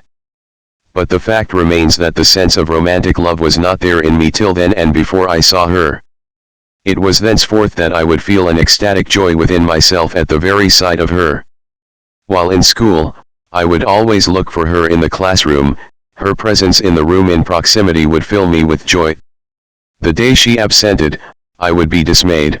The day would become meaningless to me, and my ability to concentrate on any matter would get lost. So intense was my love and feelings for her. It was the kind of love that went beyond sexual lust and attempts at gratification. It was that kind of feeling that delved into friendship and kinship. This was, though, the passion for sex was developing in me at that time. I believe that was what was called the divine feeling of love. This is a kind of feeling that rarely comes into one's life. This was, though, I never had the occasion to know Toshita's mind and feelings towards me. We were not communicative with each other. It could be termed a silent one-sided love from my end. Long after, when analyzing Toshita's character, by picking up stray incidents here and there, it had appeared to me that she might have been somewhat bloated, not unlikely for an only child of a well-to-do family. Probably, she did not have any weakness or feeling for me, or, maybe, the romantic feeling had not developed in her at that age. I had, however, thought differently about her feeling for me at the time I fell for her. Looking back now, I feel it was rather unlikely that she had any romantic feelings for me. During our school days, I had only once an occasion to speak to her, and that was when I was escorting her home in a rickshaw after she had a fall within the school premises. Our assistant headmaster Ratan Mohan Ganguly had asked me to reach her home. I was delighted. I thought I would have a chance to open my heart to her. But that was not to be. In reply to my query about her injury, she showed me the spot where she had been hurt, and there it ended, be it called a conversation or whatever else. Due to my shyness and her silence, maybe because of pain from her injury, there was no further talk. When we reached her house, her mother asked me in, offered me a glass of water, and asked about what had happened. Toshita had rushed straight to her room. In our conservative society of those days, especially at a small place like ours, a boy could not mix with a girl without being frowned upon. It was all the more difficult for me. I was known as a bright student, and my association with any girl in the open, particularly in the context of our weak socio-economic background, would be the talk of the town and injurious to the reputation of both. It could have adversely affected my family, too. I couldn't, therefore, meet Toshita privately at any place outside the school. We did not have cell phones or the internet as today. I used to come to the school much ahead of time with the hope of talking to Toshita in private, in case she arrived before the others. But that opportunity had never presented. Thus, though in my heart of hearts, I was in deep love with her, I couldn't communicate it to her. Her feelings towards me, too, remained unknown. When in class 7, I did not initially know that Toshita had left our school. I thought that she had moved to the morning section along with other girls of our class on promotion to class 7. I was in the hope that I would meet her someday at the break of morning section, and before our class started, Both morning and the day section of our classes used to be held in the same school building. It was then that I came to know that she had left our school but had no inkling where she had gone. I could not pull up the courage to inquire at her house because of the strict social order of those days. When I had first heard of my exceptional result in the matriculation examination, it was Toshida's name that had flashed in my mind. Immediately after the declaration of the result, we had to leave Horhat due to a large-scale linguistic disturbance in Upper Assam. This I have described in detail later in this chapter. I could not try to find Toshida at that time. That could be an opportune moment for me to get closer to her. But time was not on my side. Later, I had tried to locate her for years but did not succeed. Decades later, I came to know that she had been doing a course in music in Shantiniketan when I had been looking for her in the early years after our matriculation examination. In due course, she had graduated in music from there. I had come to know about her family composition and occupation, too, at that time.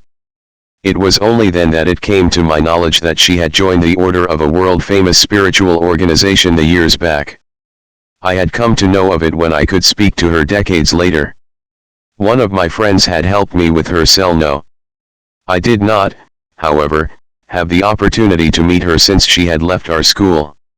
The seed of a glowing love for Toshida had been sown in my heart when I was 12 to 13 years old.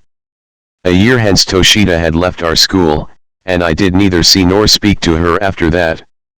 But my love for her intensified with time and engulfed the whole of my heart.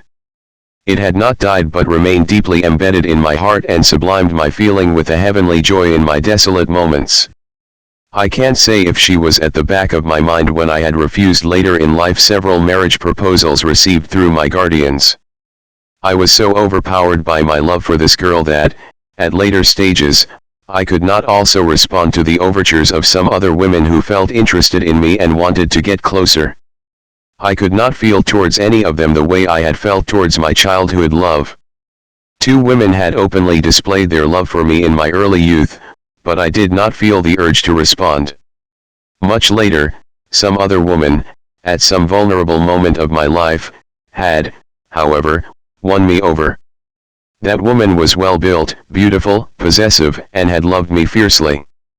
It was in her that I had once again realized the meaning of divinity in love.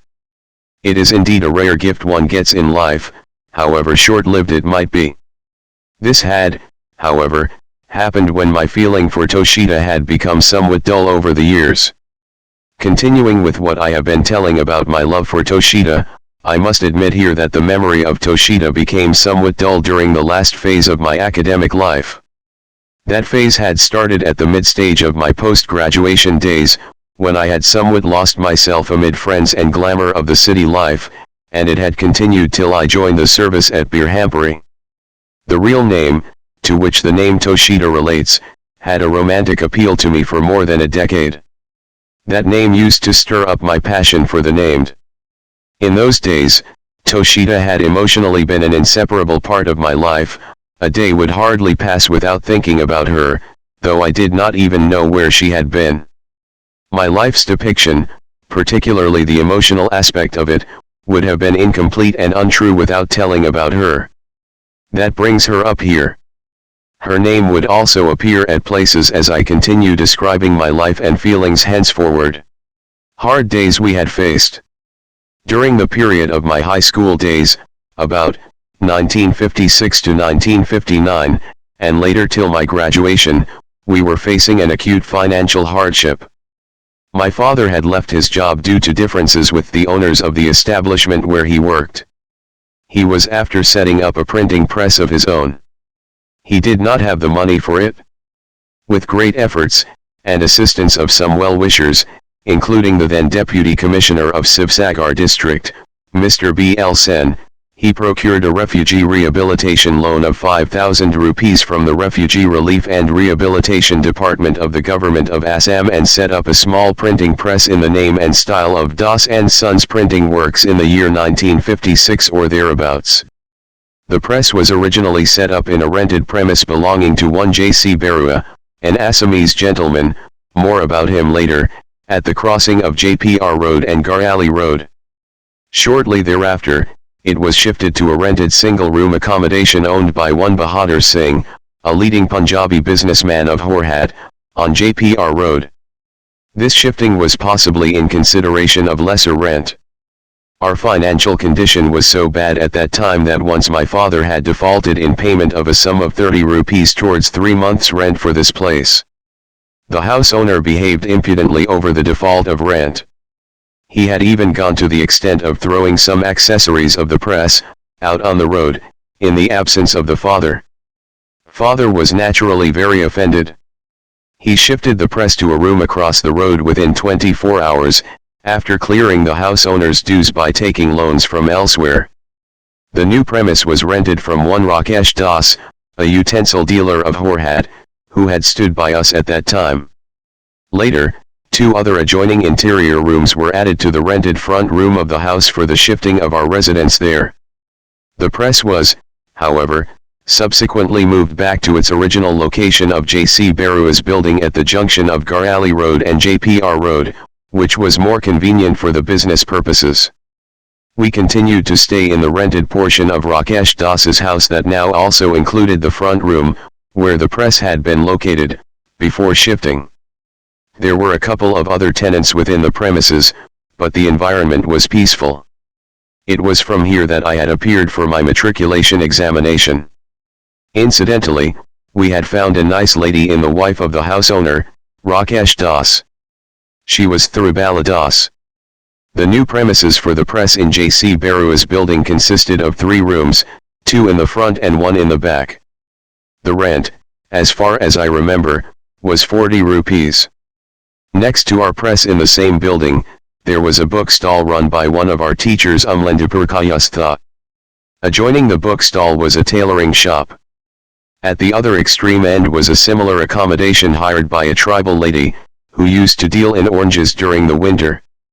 A Bengali gentleman, who claimed to be a business partner of the lady, used to visit from Calcutta at times and stay with her. Once, my father had asked me to bring back a hammer of ours from the lady, who had taken it for her use. I went to fetch the hammer. It was an afternoon.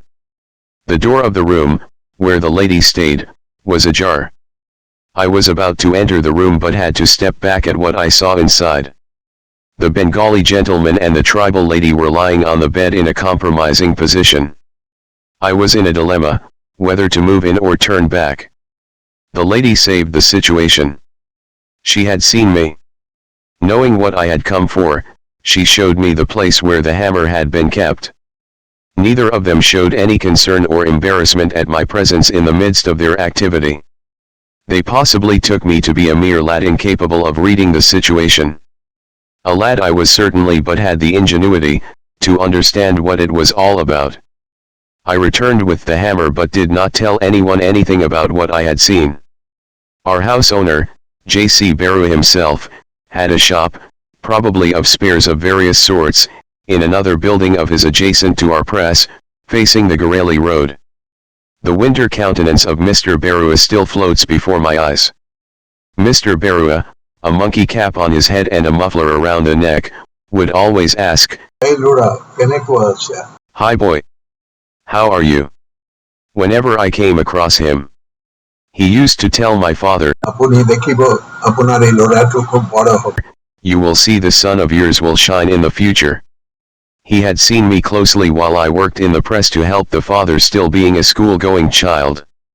The premises that J.C. Barua owned and let out at that time had undergone a complete change over the years, so much so that during my visit to Horhat in 2014, I had difficulty in identifying the area and the shop Sri Barua had owned. Some of the present shop owners there could not even recognize him when I mentioned his name. It was later during my visit to Horhat in February 2016 that I suddenly came across one of the sons of J.C. Barua having the same initial as his father. That son of Senior J.C. Barua called me from a rickshaw he was going by when someone had pointed me out to him. He, too, was quite old now. We just exchanged pleasantries. My father could not afford to keep any regular employee in the press he had established. He used to manage the work with the casual and the job-rated employees and his personal labor, stretching himself to the maximum extent. By nature, I have always been very compassionate, and duty-bound. I felt for my father, and to give him some relief, I started, on my own. I was possibly in class 7 at that time, learning various works of the printing press like composing, preparing of format for matters to be printed, proofreading and machine manning. As I was a mindful learner, it didn't take me long to learn them. I could even work out the rates for various printing jobs. Having thus acquired the basic knowledge, I started helping father in these works whenever I found time, particularly after the school hours and on Sundays and holidays. Sometimes, I also managed the affairs of the press during the absence of my father due to illness or otherwise. There would be more pressure of work during examination season and election period. Printing of question papers for school examinations and of voter lists for elections was time-bound works. I used to be involved in these jobs for composing, proofreading, and related items of work. I had to devote more time to the press on such occasions, but it was never at the cost of my school attendance or study. I compensated for the extra hours spent in the press by extending hours of my late-night studies at home. My niece Sulekha, from my eldest sister, had at that time come to stay with us for some time. She was not much younger to me and was close. She, too, had learned composing work and helped us in the press. My brother, sometimes of his own and some other times at the instance of my mother, also used to help the father in running the printing machine and managing the press. The only printing machine we had was a treadle machine. It needed considerable physical strength and energy to run it manually. It was not always possible to get a job worker for running the machine. On such occasions, my father used to run the machine himself. He was around 60 years of age at that time. It was extremely strenuous for him at his age to run the machine. I wanted to do the job myself. But father won't let, except in case of some emergency, because of my tender age. I felt sorry for the father. My brother, of course, used to relieve the father at times. Much later, maybe towards the end of 1959, an electric motor was installed to run the machine electrically. Possibly father had secured an additional government loan for the purpose.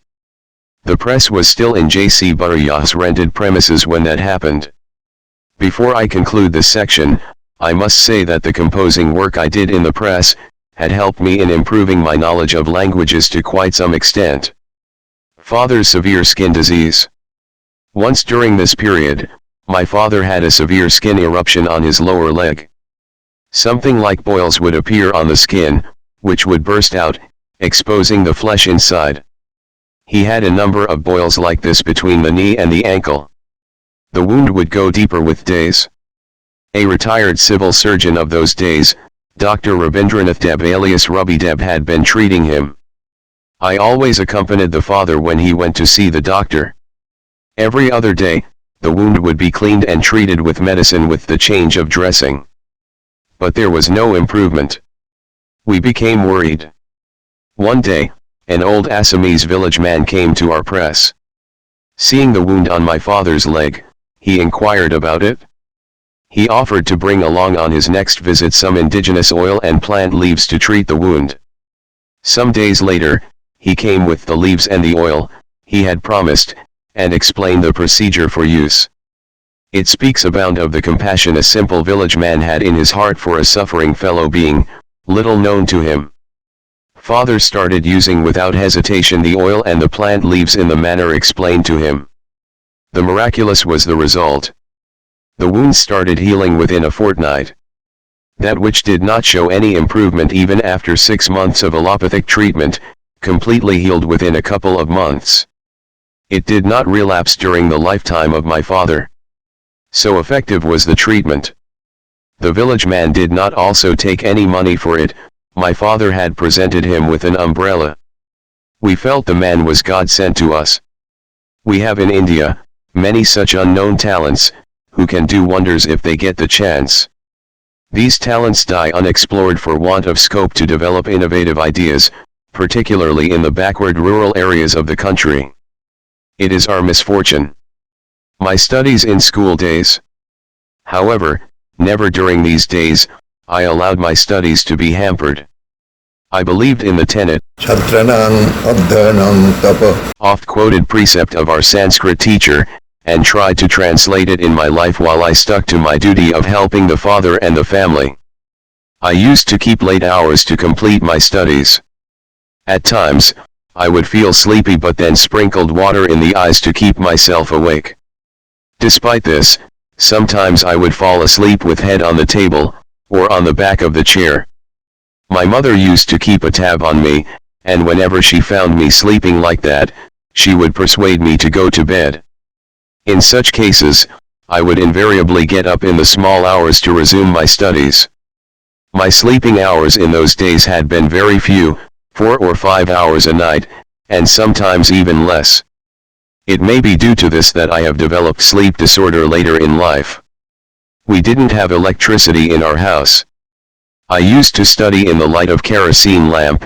Kerosene was available in plenty, and as always, it was a poor man's fuel. As the kerosene burnt, it deposited soot on the chimney, making the glow of the lantern dimmer. My mother removed the soot, cleaned the chimney, and even the tape inside every day to make the light brighter. In the summer, when it was hot, I used a hand fan to cool myself and drive out the mosquitoes. When one hand remained busy with fanning, the other would help me in writing and reading. During the latter part of my preparation for the matriculation examination, I had bouts of fever accompanied by vomiting on 3 or 4 successive occasions. This made me physically weak.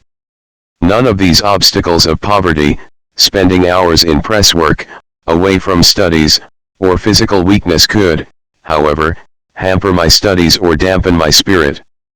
To the contrary, they made me more resolute to get to my goal.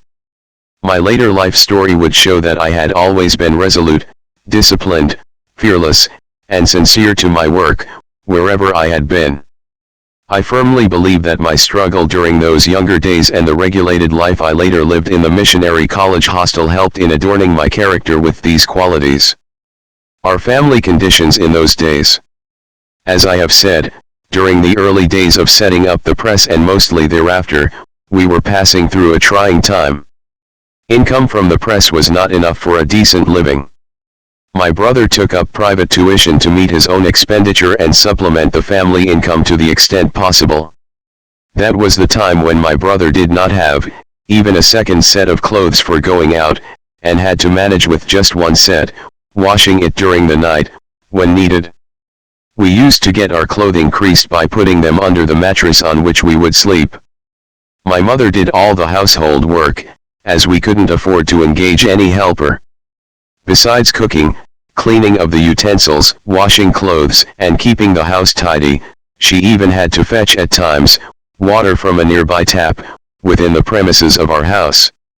I spent the scholarship money I got during this period mostly on family needs.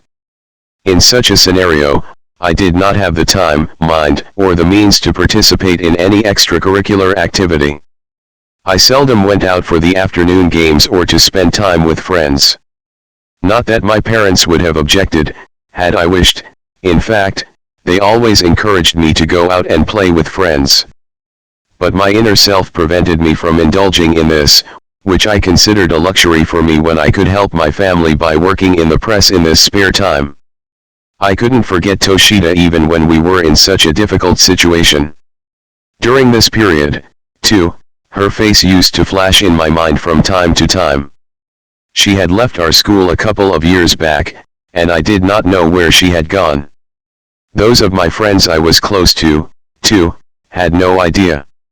I couldn't ask our female classmates, who could have information about her, due to my shyness and lack of communication with them. I could not also visit her home to inquire about her due to my timidity and the then social order. Once in a while, I roamed around the popular landmarks in the town for a chance meeting but had no luck. No doubt, she stayed in my mind and heart, but it could distract me in no way from my goal of attaining success in life to come out of poverty our family had been living in. With my love for her embedded in my heart, I concentrated more on my studies. In the process, I developed a mental orientation by which I could shut the door of a part of my mind for my personal desire or longing to reside there, when I could devote myself to my duties and responsibilities undisturbed. The honor and the need of our family always stood above my personal desire or longing. For this, I couldn't cross the line to get to the person I loved.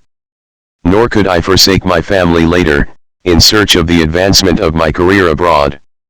During my postgraduate days when I was in Kolkata, my homesickness had already dissipated. My brother, too, was employed and had a steady income to sustain the family. At that time, jobs on foreign lands were much easier to get. I had a brilliant academic career. It would not possibly be difficult for me to secure a foreign scholarship or a job voucher for migrating to a foreign land in search of a career had I wished. Worries for my aged parents, who could need me any time in their life, had restrained me from moving out of the country. I might have sacrificed my career and might have been bearing unbearable pains in consequence thereof, yet I feel satisfied that I could be of service to my parents till their last. Though, I bear the remorse that I could not be by the side of either of them when they breathed their last. Towards the end of my schooling, when our financial condition improved a little, we employed a Nepali boy who did sundry work of the press and helped the mother in her household work. The boy lived with us. He was an amusing character. After doing some work, he would sit to take a rest. If anyone asked him to do any work at that time, he would simply say in his inimitable tongue, "Abhi aram korga, I am taking rest now." We enjoyed listening to his words and would find pleasure in mentioning them in family gatherings, years later. I have seen poverty at close quarters and felt its bite. Today, I may have come up levels above where I had been in my childhood, teens, and the early youth. It is needless to mention I had to tread a long path through the crests and troughs of life to reach here. What needs the mention is that I have not forgotten my past. I believe the past gives one farsightedness. I have seen my sisters and uncles, who were once affluent at their native places, being reduced to extreme poverty, after migrating to India. Some of them even died without proper food and treatment. My parents tried to help them at times but could not do much due to our own limitations. Those scenes still haunt me. I feel for the poor. It hurts me deeply when I see a destitute recovering the thrown-away food from the wastes for his consumption. In that backdrop, I feel agitated when I find frequent wastage of food in my own household, and this often results in domestic squabbles. I feel hurt. I could not stop such wastage at my home due to the indifference of my wife. I hope, by now, I could give you an idea of the socio-economic conditions of our family during my puberty and teens, and to some extent, of the development of my mental frame based on that. Bengal Kedeo movement of 1960. Its fallout, forced to leave Horhat. Well, I'd again digressed. Back to where I had been. Our result of the matriculation examination was announced at a time, July 1960, when an anti-Bengali movement, called Bengal Kedeo, Drive Away the Bengalis, had taken a serious turn in the Brahmaputra Valley in Assam. The movement had started when the Assam Pradesh Congress Committee raised a proposal to declare the Assamese as the one and only official language of the state. Obviously, the proposal was not acceptable to the Bengalis of Assam. There were protests all around, which culminated in the linguistic riot. Strong anti-Bengali feeling ran high amongst a large section of the Assamese people. Many of the Bengali Hindus living in the Brahmaputra Valley were killed, their property destroyed and looted. Significantly, Bengali Muslims remained unaffected. Many towns were brought under curfew, and the armed forces were pressed into service at some places. I remember having seen a military contingent patrolling the road passing by our house at Horhat. Those who had the means started fleeing from Assam. According to Wikipedia, 50,000 Bengali Hindus had fled to West Bengal and another 90,000 to Barak Valley during this movement. In view of my result in the matriculation examination, many well-wishers of ours had advised my father to take me out of the disturbed area. My father decided to leave the town, keeping our press under lock and key for the time being. I was morose to learn that I had to leave this town of my sweet memories, but there was no other option in the evolved situation. Accordingly, one morning, accompanied by my father, mother, and brother, I boarded the train for Silchar. Silchar, situated on the bank of River Barak, though in Assam, was a Bengali-dominant area. We moved under an escort of some prominent Bengalis of Horhat up to a point, called Lumding. From Lumding, we moved to Silchar by another train, through the hills of North Kachar. This part of the railways, known as Hill Section, in NF Railway, was a meter gauze section.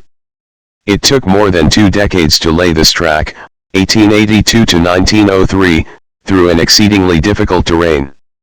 The track presents an exquisite beauty of nature on its way. I still enjoy the journey through this section, last traveled in 2007. I am tempted to mention some special features of this route for those who have not traveled through the area. Trains here pass through as many as 37 tunnels, and over 586 bridges. Some of these tunnels were quite long, and it was pitch dark inside. Some low wattage electric lamps though were provided here and there.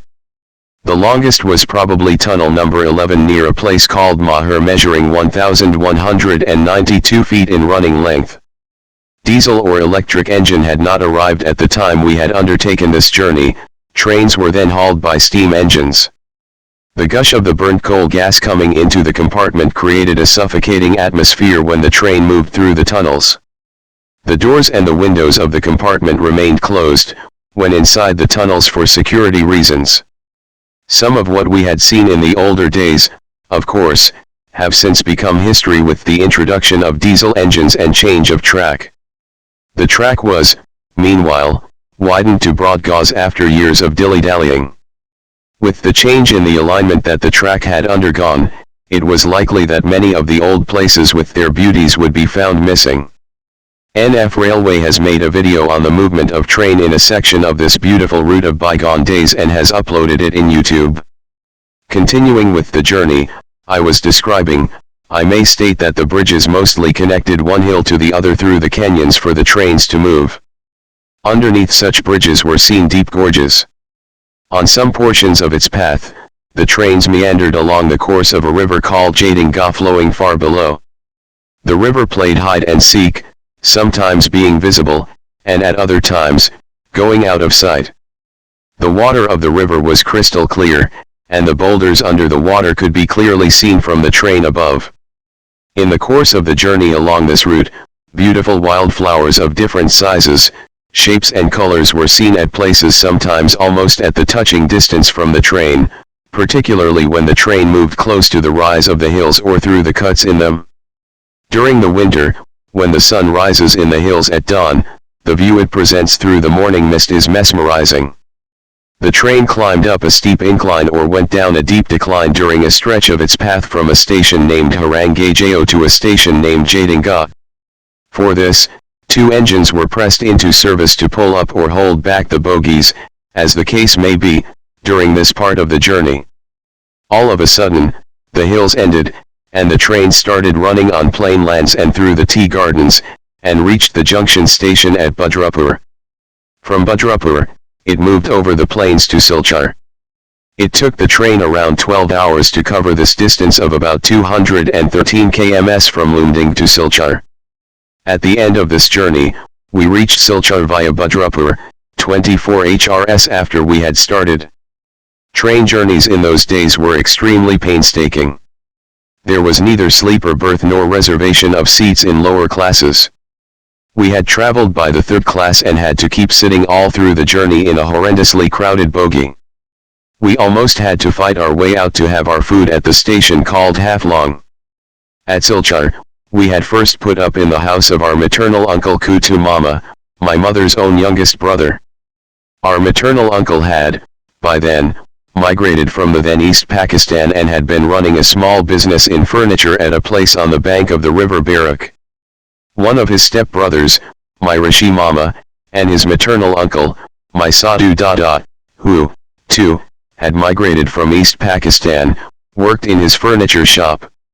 He, Kutu Mama, lived in a 2.5-roomed rented accommodation belonging to one Govinda Babu in a locality called Nazir Patti. Besides his wife and 4 children, my uncle had his stepbrother, my Rizi Mama, and a distant maternal uncle of my father, Ashwini Babu, whom we called Dada Mosai, staying with him. Ashwini Dada Mosai was a pensioner. In spite of the severe limitation of space, my maternal uncle had gladly accommodated us in his house. The house owner Govinda Babu had an umbrella shop in the front portion of his house, and lived with his family in the back, within the same premises. Amongst his children was a son Kayan and a daughter Sheila whom I could remember. Later, my father secured a job at a local printing press and shifted to a rented house. He worked in that press until the situation at Horhat became normal and conducive for the return of the family. Entry to and exit from Presidency College, Calcutta. There in Silchar, we met a gentleman named Sunil Indau, an acquaintance of our maternal uncle. Mr. Indau advised me to get myself admitted to Presidency College, Calcutta, and offered to assist me if I needed. Accordingly, one morning we took a flight to Calcutta.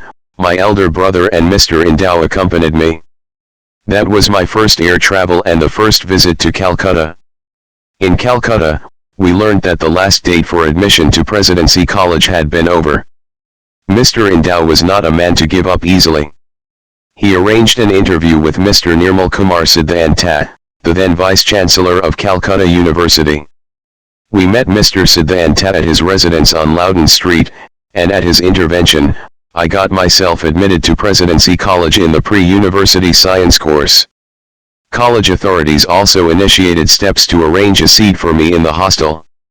Professor Sanat Bose, noted mathematician, was the principal of Presidency College, and Professor Haraprasad Mitra was the superintendent of Eden Hostel, at that time. But my mind started working on the reverse. A sense of homesickness came into play. I was much attached to my parents. I had never stayed away from them. I told my brother that I couldn't stay and study in a place far from home, having no friend or relation around. The city had raised awe in me, a teenager from a small town of Assam. Besides, I had worries in the back of my mind, for the future of our family in view of the unusual situation prevailing in Upper Assam at that point of time. Our press at Horhat had been closed. There was no other source of income for the family at that time. It was some time later that my father had secured a job in a printing press at Silchar, and that too, at a modest salary. My brother, however, tried his best to persuade me to stay and study in Presidency College in the interest of my career. But I didn't relent. Ultimately, he had to take me back home. There ends my connection with Presidency College. I am indebted to Mr. Indau for all that he had done for me and feel sorry that I couldn't fulfill his wishes. I am still not sure if my decision to leave Presidency College was right or wrong. For, while on the one hand, there was a great prospect of rising to the top, on the other, the uncertainty of completing the course due to financial constraint and the apprehension of me being swept away by the glamour of city life was not the less. The apprehension was due to none being there to keep a tab on me and my self-confidence being not developed fully till then. Entry to and exit from Karimgunj College, Karimgunj, Assam. Back home at Silchar, I had to get admitted to a local college quickly. Time was fast running out. I could lose an academic year unless I acted promptly. I first had to find out a good college. From available local information, I learned that Karimgunj College in the nearby town of Karimgunj was somewhat a better college in the vicinity. I quickly got myself admitted there in the ISC course. I also needed a place to stay there. It was not possible to commute from the places we lived in. College authorities arranged for my accommodation in the college hostel. Considering my result in the matriculation examination, the college authorities exempted all kinds of fees for admission and also granted me free studentship. There were days left before the classes started. I and my father, who had accompanied me for admission, returned home at Silchar.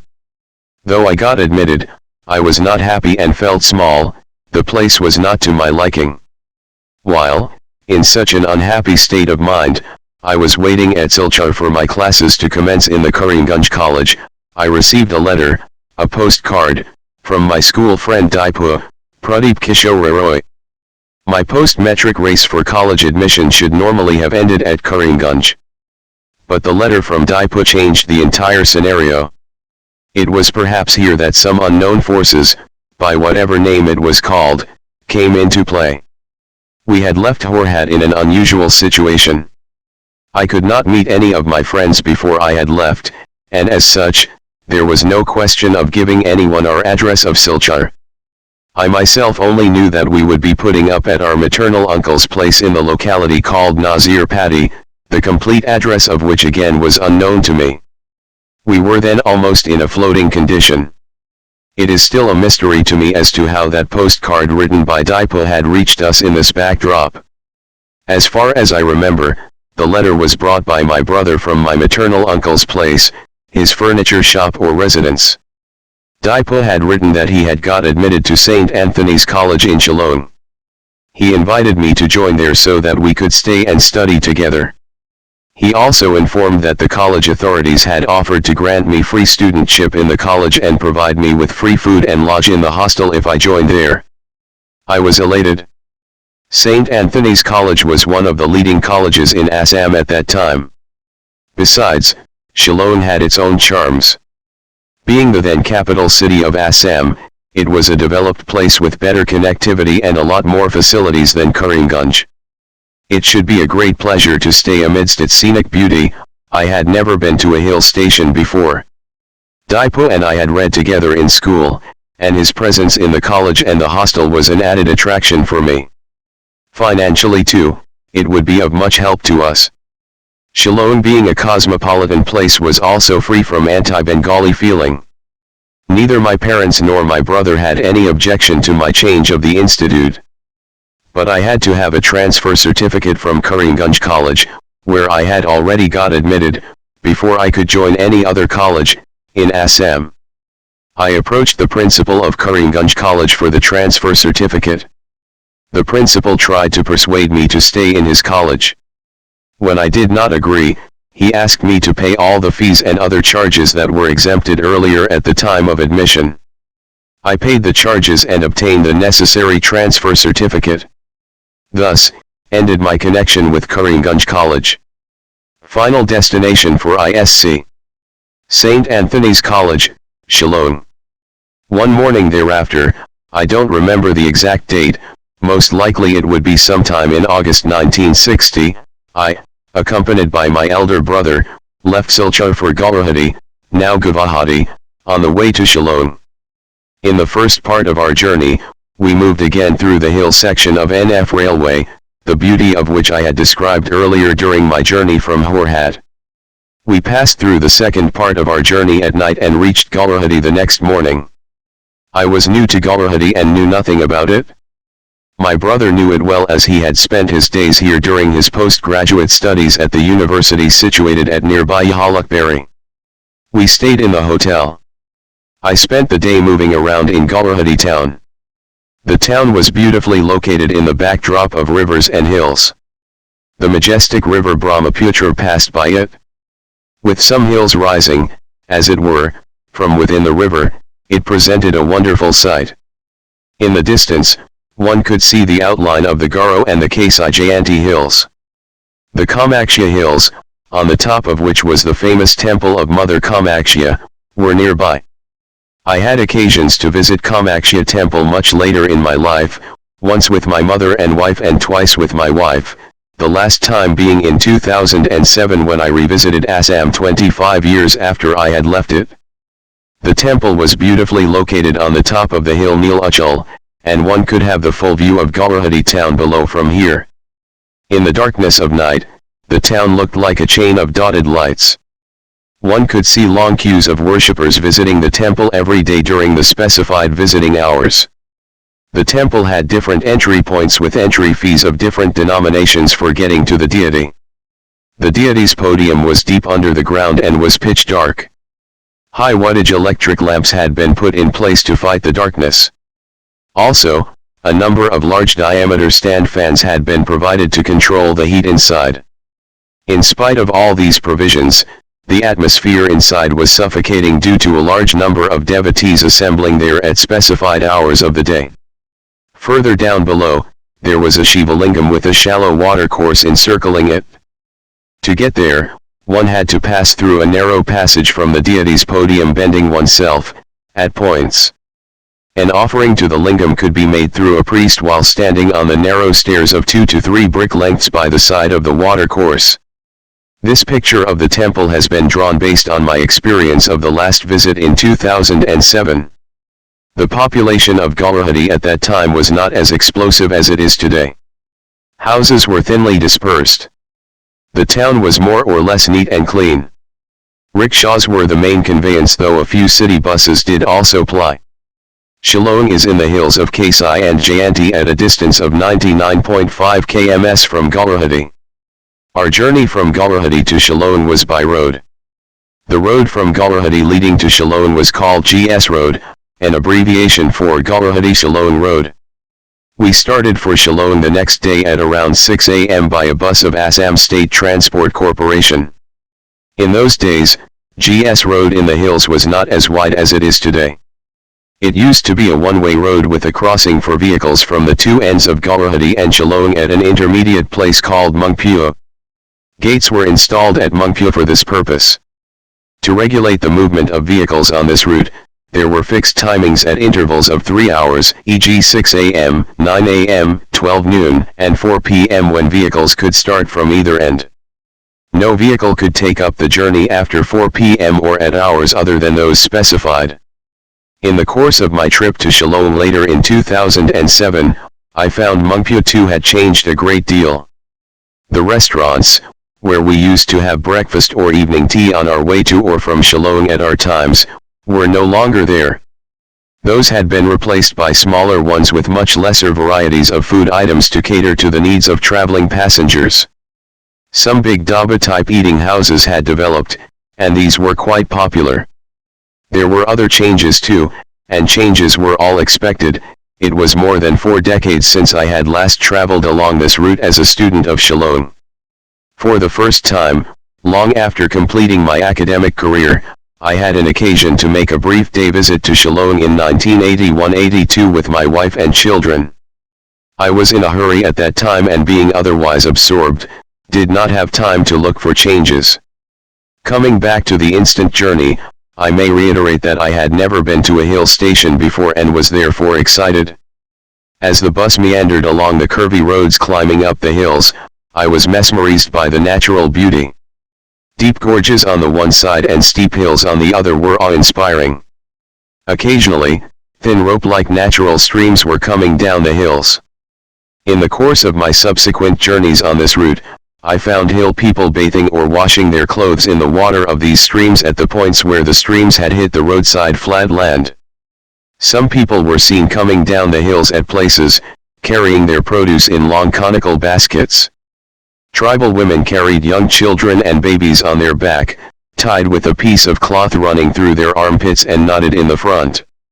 As the bus climbed up further, I started feeling the chill and had to put on warm clothes. We had our breakfast at Mungpua and continued the journey through nature. I could not, however, enjoy the scenic beauty for long. Soon nausea took me over. For the rest of my journey, I was in a drowse and came around only on reaching Shillong. We reached at around 10 a.m., put up in a hotel, had some food, and rushed to the college. Reverend Father A. Joseph, the principal of St. Anthony's College, welcomed me with open arms and arranged for my immediate admission in the intermediate science course. The subjects I chose were English, Bengali, physics, mathematics, chemistry, and additional mathematics as an optional subject. I was also allotted accommodation in a single-seated room in the adjacent college hostel. It was all free of cost. My brother, who had accompanied me, left Shillong the next morning after I had settled down in the hostel. St. Anthony's College, to which I was admitted, was in an area called Ledamkra. Most of the renowned educational institutions in Shillong were situated in this area. That way, the area was somewhat like the College Street of Calcutta. The road junction in front of our college was called Don Bosco Square, named after St. John Bosco, better known as Don Bosco. St. Mary's College for Girls and St. Edmund's School and College were nearby.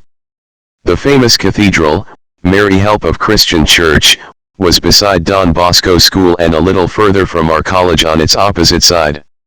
Our college was a missionary college of the Roman Catholic sect, while St. Edmund's College was of the Protestant sect. Students of our college were called Athonians and those of St. Edmund's College, Edmundians. Our college was situated in a beautiful new building. But our hostel was in an old two-storied wooden structure next to the college building. It had one big hall on one part of the ground floor and another in the first. These halls were made into small rooms with man-high canvas partitions in wooden frames.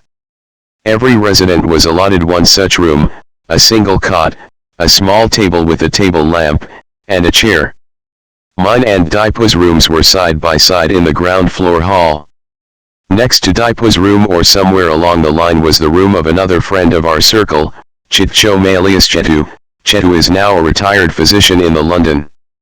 The other part of this building on the ground floor accommodated the chamber of the principal, the college library, and the college office. There were 2/3 multi-seated rooms for the hostel on this part of the building too. Our superintendent lived and held his chamber in a room facing the road near the entrance of the hostel. Further ahead of the superintendent's room was located our science laboratory in a separate building. St. Edmund's College was on a hillock just on the other side of a level field used as a playground behind our college-cum-hostel buildings. We always had an unwritten competition in various matters amongst the students of our college and those of St. Edmund's. In 2007, when I revisited the college for the first time, after my graduation from there, I found that the location of the college had changed. Our college was a co-education and cosmopolitan college ably administered by its principal, Reverend Father A. Joseph, a Carolite missionary. Father Joseph was reserved and had a strong personality but could be approached if needed. There were students from various linguistic and ethnic groups. Besides Bengalese, there were Anglo-Indians, Assamese, Khasis, Garos, Lusais, Nagas, Manipuris, and others. We had a very few girl students in our class as the girls normally were not interested in science subjects, in those days. There was an Anglo-Indian girl student, quite good-looking, amongst the girls. Our college had an eminent faculty in the science wing. The chemistry department was headed by Professor S. N. Pal, who was a great teacher and popular too. Professor Pal taught us inorganic chemistry. He had a distinctive method of teaching. He could present even the complex matters in the simplest way so that we could grasp them quite easily. I remember one simple instance of his simplified system of making one learn things by heart. In inorganic chemistry, periodic table is one of the toughest items to keep in memory. But he taught us this in such an ingenious way that it became difficult for me to forget it till I reached the last stage of my service life. For organic chemistry, we had Professor Rai Chaudhary. We had another talented teacher in H. L. Ray, Hiralal Roy, in the mathematics department. We learned from him the simplest procedures for solving mathematical problems. Sri Ray had a good command over the subject and could explain mathematical problems with clarity and in simple ways. We used to wait for his class as eagerly as we did for Professor Pal's in chemistry. But Sri Roy had been somewhat of an alcoholic and often failed to take classes. Professor M. Das was the head of the Department of Mathematics. But we hardly found interest in his classes. In the physics department, we had for some time a young South Indian Professor A. Rayu, who taught well, and generated much interest in us. Unfortunately for us, he did not stay long in our college. Professor Binoy Chakrabarty was the head of the Department of Physics and taught well. We had also Professor G. G. Swell, who later became the Speaker of Indian Parliament, as our professor, in English. He was a little forgetful. At times, he came to take our class when it was not meant for him. When pointed out, he would be leaving in haste expressing regret. Professor N. Martin Majah was another of our English professors and used to teach well. Both Professor Swell and Professor Martin belonged to the tribal community. Professor Gopal Dey taught us Bengali. He had a stationery shop opposite our hostel. I have mentioned only a few of our faculty members. Unfortunately, I don't remember the others. The college had a system of continuous assessment through the monthly tests conducted regularly. At the end of the session, there would be a selection test for the next class, and then for the final examination. As Shillong is a hill station, we used to have winter holidays from mid-December until the end of February. In the final year, we had to stay back for a part of the winter holidays for special classes. The college authorities took special care of their students and arranged special classes for a selected group of final year students during the winter vacation. One of the students of the college, named Tapas Pal, had stood first in the university in the intermediate science examination in the very year I had entered the college. Tapas was the elder brother of one of our classmates, Tarun Pal, who later passed MBBS from Dibrugarh Medical College, and became a doctor. Tarun and his elder brother Tapas were the nephews of our Professor S.N. Pal. Both had passed the matriculation examination from Lakshmi Union High School, Horhat. Tapas had stood 7th in the matriculation examination in 1958. Tarun was a good friend of mine. We had also amongst us in the hostel another meritorious student, Deepak Bhattacharjee, who had been preparing for his final examination in the ISC the next year. He, too, in his turn, stood first in the university in the intermediate science examination in the year 1961. College authorities had great hopes in me and took special care to see that I didn't face any inconvenience in pursuing my studies. They expected me to complete the hat trick for the college in securing the first positions in the ISC. Reverend Father N.J. Kenny, an Irish missionary, ably superintended our hostel. He was also the vice principal of the college and taught English in the college.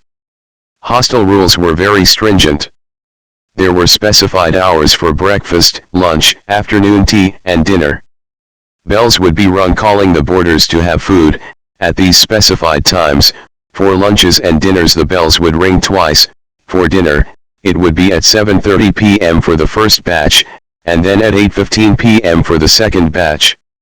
All the boarders had to be in the hostel by 6 p.m. A bell would ring at 6 p.m. to notify that it was time for them to move to their rooms. Thereafter, Father Kenny would go around in the hostel. He would knock on every door to make sure that the boarders were in their respective rooms and had sat down to study. Chatting or being in a friend's room during study hours was not allowed. If anyone had to stay out after 6 p.m., he had to take prior permission from the superintendent. After dinner hour was over, a bell would ring again for the boarders to move to their rooms. Father Kenny would be out on round again at about 9:30 p.m. knocking at every door to make sure that everyone was in his room, and there was no noise that could disturb others. Anyone found absent at that time for whatever reason had to report to Father Kenny immediately on his return to the room. Lights in the rooms of the boarders had to be put out after 10:30 p.m. At times, Father Kenny would roam around late at night with a torch in hand to ensure that everything was in order. It was under such strict discipline that I had spent my teens here. It had a great role to play in my later life. It had made me work-oriented, disciplined, and upright. I owe a great deal to this college, its hostel, and its faculty, more so, to Father Kenny for his love and care. He was a father figure, strict in discipline, but soft at heart. He was friendly and humorous too. Reverend Father Kenny, Reverend Father Joseph and the eminent faculty members of our times are no more. During my visit to the college in March 2014, I was happy to see that a new block of the college accommodating the Department of Fisheries Science was named after Reverend Father Joseph, who had been the principal at our times. It added to my pleasure when during my most recent visit to the college, February 2016, I came across a utility shop set up by the students in the name of Reverend Father Joseph in the precincts of the college. Coming back to our days, we used to roam around in the neighborhood of our college after the college hours, as our pastime. Sometimes, We also visited nearby restaurants in a group of 5-6 friends. We could not go far, we had to return to the hostel by 6 p.m. Sometimes, we just loitered in the vicinity of the hostel, enjoying the natural beauty, particularly when clouds came down to the level of the roads. At times and on holidays, we took permission to stay out late and went to Police Bazaar, the central location of Shillong. We had a shortcut to Police Bazaar from opposite our college. But we had to climb down or climb up many stairs to use it. It was a pedestrian path, and no vehicle could move on it. In 2007, when I visited the college for the first time since my graduation, I found that the stairs no longer existed, and the path had given way to a full-fledged one-way road, on which small vehicles and taxis were plying. Our college had been shifted to a new building by the side of this road near its lower end. It was down below in the very hill on the top of which it had been situated earlier. The hostel had moved into another new building near the college at a level little higher than it. It was connected to the college by a staircase. A new building was built in place of the wooden structure, which accommodated the hostel at our times at the old location of the college. This newly constructed building, together with our one-time college building, now housed St. Anthony's HS School. Later, I learned from the website of the college that the change of location of our college had taken place in 1984. Back to our days, at Police Bazaar, we visited restaurants, roamed along the Wards Lake, and enjoyed looking at beautiful girls.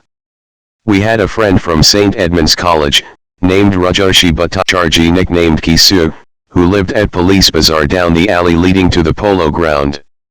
We often visited his house, where members of his family received us warmly.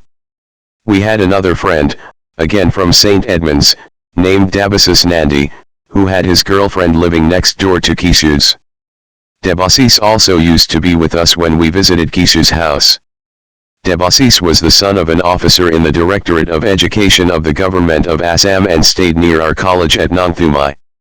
His elder sister Kumkum, too, was a student of our college, and senior to us. Debasis graduated in mechanical engineering from Yadavpur University and is reportedly now living in New Jersey, the USA with his family.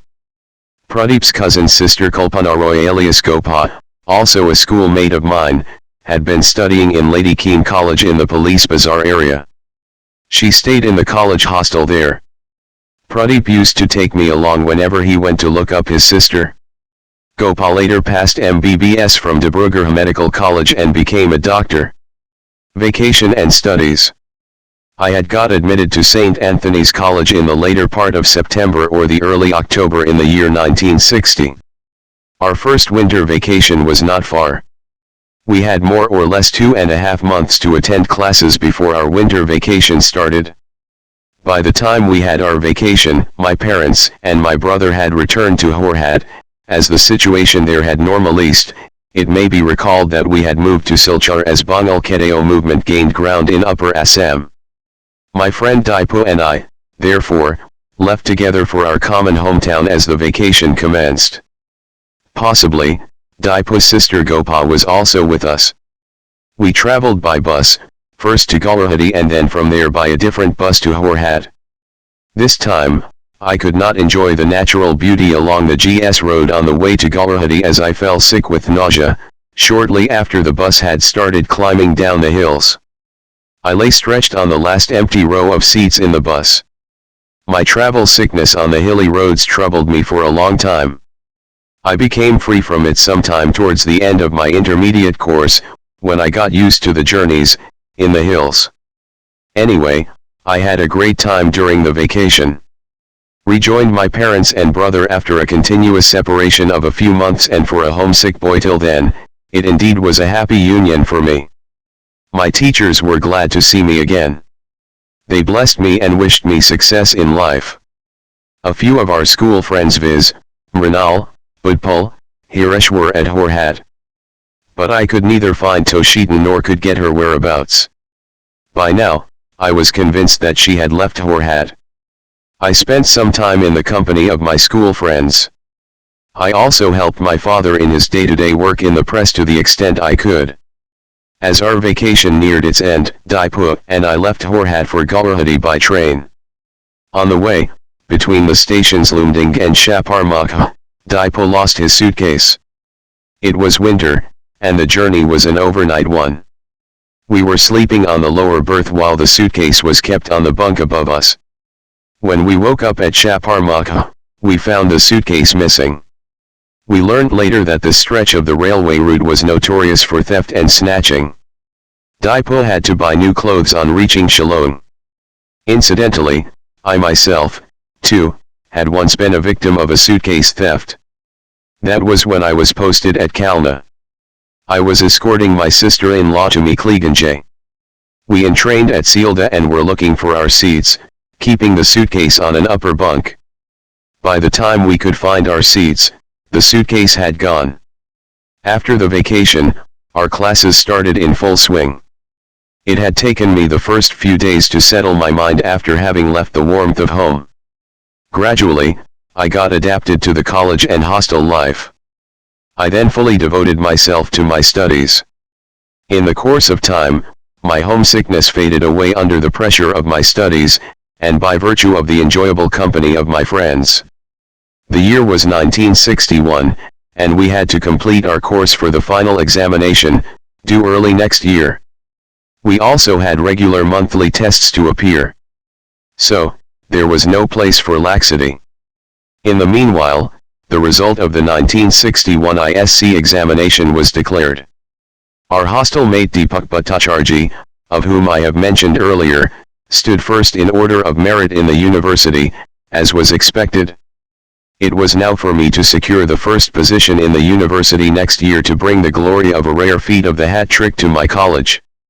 I had additional reasons to be more concentrated in my studies. The college was bearing all my expenses, and I was duty-bound to give my absolute best to it. I also had a crying need to be better placed in life, for which it was necessary to do well in the examination. I fully devoted my time and energy to studies. Daipo and I also decided to avail of the later part of winter vacation and stay in the hostel for the first half of it to attend the special classes and maintain the momentum of study. We had, accordingly, a brief visit home in the later part of the vacation. During our extended stay in Shillong that vacation, 1962, sometime in early February, possibly February 3rd, the temperature had fallen below 0 degrees C and water had frozen in the pipes and the buckets. That was the only occasion in my 4 years' stay in Shillong that it had happened.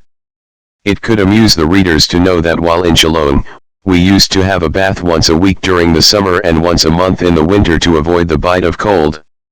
Taking a bath was something of a sort of ritual for us. We used to prefix the time and moved in groups. Result in the ISC examination, 1962. Our ISC examination was held in March-April 1962, and the results were declared in July. I ranked first in the university and obtained the highest marks in physics and mathematics. I also secured letter marks in chemistry besides physics and mathematics. The overall percentage of marks I had obtained was 85.1%. I thus completed the hat trick cycle for the college and fulfilled the expectations of my friends, teachers, and college authorities. The college authorities were exceedingly happy as their expectation came true. They awarded a memento to each one of us, who had secured the first positions in the 3 consecutive years starting 1960. I can't say if I could fulfill the wishes expressed in the memento, but I can certainly say that all my life I had tried my best to do my duties in letter and spirit. I was also given a cash reward of Rs 200. It was with this money my father bought me an Anglo-Swiss wristwatch. That was the first wristwatch I had in my life. It was my companion for many years thereafter. I replaced it towards the end of my service career when it became unserviceable. Entry to and exit from engineering institutes. A. Indian Institute of Technology, IIT, Kutgupur. While waiting for the result of the ISC examination, Daipo, I, and a few other friends sat for the entrance examination of the Indian Institute of Technology. Daipo was the prime mover in this matter. Selection for the B.Tech course in the IIT in those days too, used to be made through an all-India written test followed by an interview for the selection of discipline. Amongst my friends who had applied for, I alone qualified in the written test and was called for the interview. I flew from Horhat to Calcutta, and then took a train to Kutgupur for appearing at the interview. That was my second air journey, and the first alone, in my life. If I remember correctly, the airfare was 60 rupees. The aircraft was the now abolished Dakota. The train fare from Howrah to Kutgupur by the second class by which I had travelled was 10 rupees. It was a locomotive train hauled by a Canadian coal engine. Emu coaches and electric trains had not arrived. I took a rickshaw from Kutgupur railway station to reach the institute at Hijli. I appeared for the interview at the institute. At the end of the interview, I was offered chemical engineering as my subject. I accepted the offer and got myself admitted. I was allotted a seat in Rajendra Prasad Hall of Residence for my stay. Later in the afternoon, I moved into that hostel. On that very night, I heard uproars in the nearby Nehru Hall. I learned that this was in connection with the ragging of new students. Many had earlier told me of the severity of ragging by the seniors in IIT, Kutgupur. Due to the timidity of character I possessed in those days, I got very upset by this incident. I reasoned within myself throughout the next day, whether I should stay or leave. The fear of ragging was already there, but with that now came from deeper within, the sense of insecurity in the absence of steady family income. I questioned myself, even if I faced the ragging and stood up to it, where would my parents find the resources to meet the heavy expenditure to complete the course of engineering? My scholarship money could meet only a fraction of it, and the meager income of the family couldn't support any part of it. I failed to withstand the two-front attack. As darkness fell, I took a rickshaw and left for Kutgupur station. I stayed on the Kutgupur railway platform for the night and took a train to Calcutta the next morning. Thus, my timidity and financial handicap made me shut the door of IIT, Kutgupur, as did my poverty and diffidence in early teens prevent me from expressing my love to the person for whom love had grown in me. I recall, in this context, the words of American transcendentalist Ralph Waldo Emerson, who had said, "Do the thing we fear, and death of fear is certain," and which words had made me fearless in my later life. But I doubt if this principle could have helped me in the then prevailing situation if I had taken the plunge. Incidentally, later days events in engineering colleges and elsewhere have shown how many of the aspirants for engineering and medical sciences had their dreams shattered due to the malice of ragging. Some even succumbed to the injuries inflicted on them by the cruel method of ragging. Anti-ragging laws have since been enacted, and even implemented in some places, but the spite continues. From Calcutta, I returned to Horhat by train. The railway journeys from Calcutta to North Bengal, Guwahati, and beyond were quite hazardous those days. Firstly, there was neither sleeper berths nor reserved seats in the lower classes. Secondly, there was no bridge over the rivers Ganga and Brahmaputra, which fell en route. One had to cross these rivers by steamers twice to go to Guwahati and beyond. The railways provided ferry services to its passengers at Sakragali Ghat and Amanjayan for crossing the Ganga and the Brahmaputra, respectively. Passengers had to get down from the train at Sakragali Ghat, cross the river Ganga by the steamer and in train on the other side at Manihari Ghat. At Manihari Ghat, there were a number of good food stalls offering steaming rice with curry of hilsa and other palatable fishes.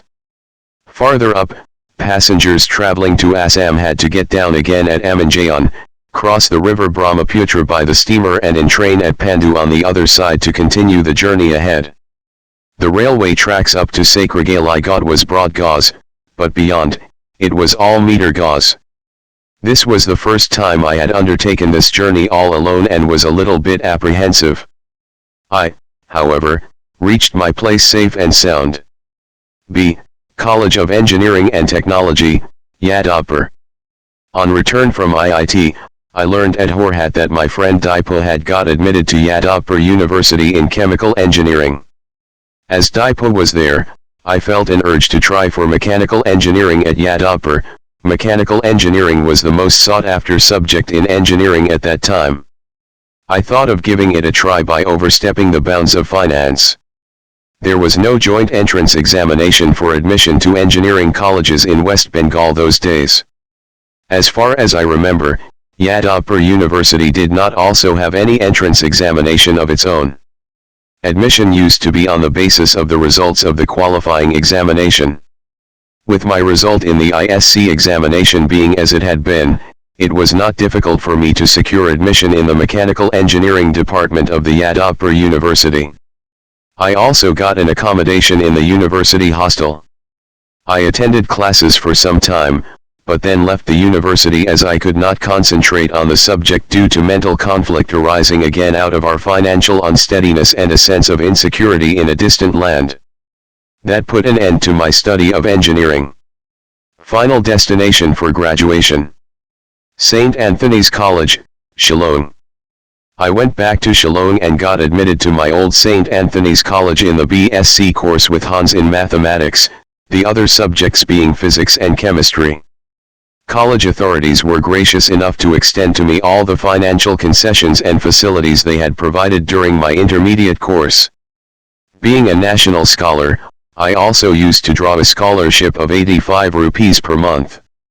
However, for the first couple of weeks, I felt dejected for having left on my own accord renowned institutions of engineering, which were the craze for the students in those days. At times, I used to brood within myself if I had done the right thing. Being a sensitive person, I was also emotionally upset by the absence of old friends in the hostel. I used to miss my best friend Daipu a lot, particularly when traveling to and from home and on holidays in the hostel. Gradually, I reconciled to the situation, made new friends, and devoted myself to my studies.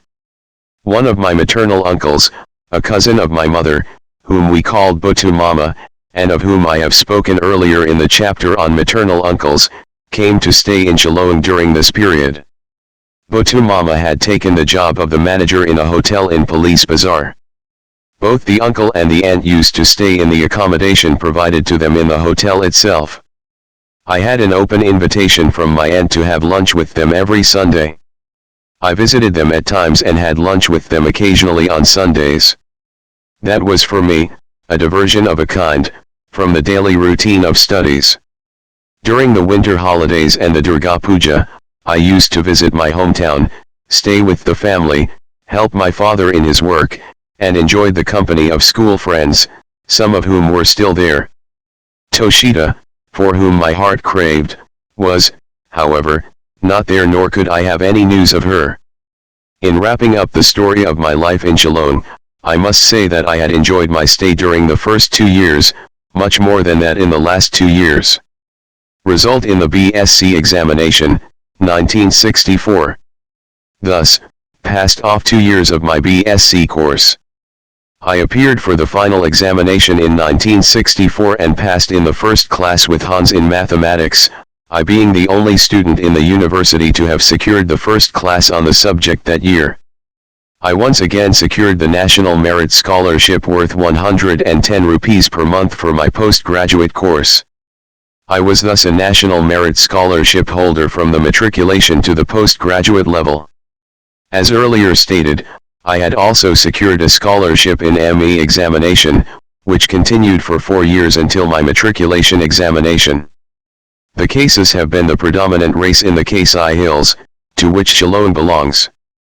They have had a matriarchal society, like many other hill tribes, the mother was the head of the family. Most of the outdoor activities were conducted by their womenfolk. It was the women, who manned the fish and the vegetable stalls in the daily markets. They managed the retail shops for various commodities too.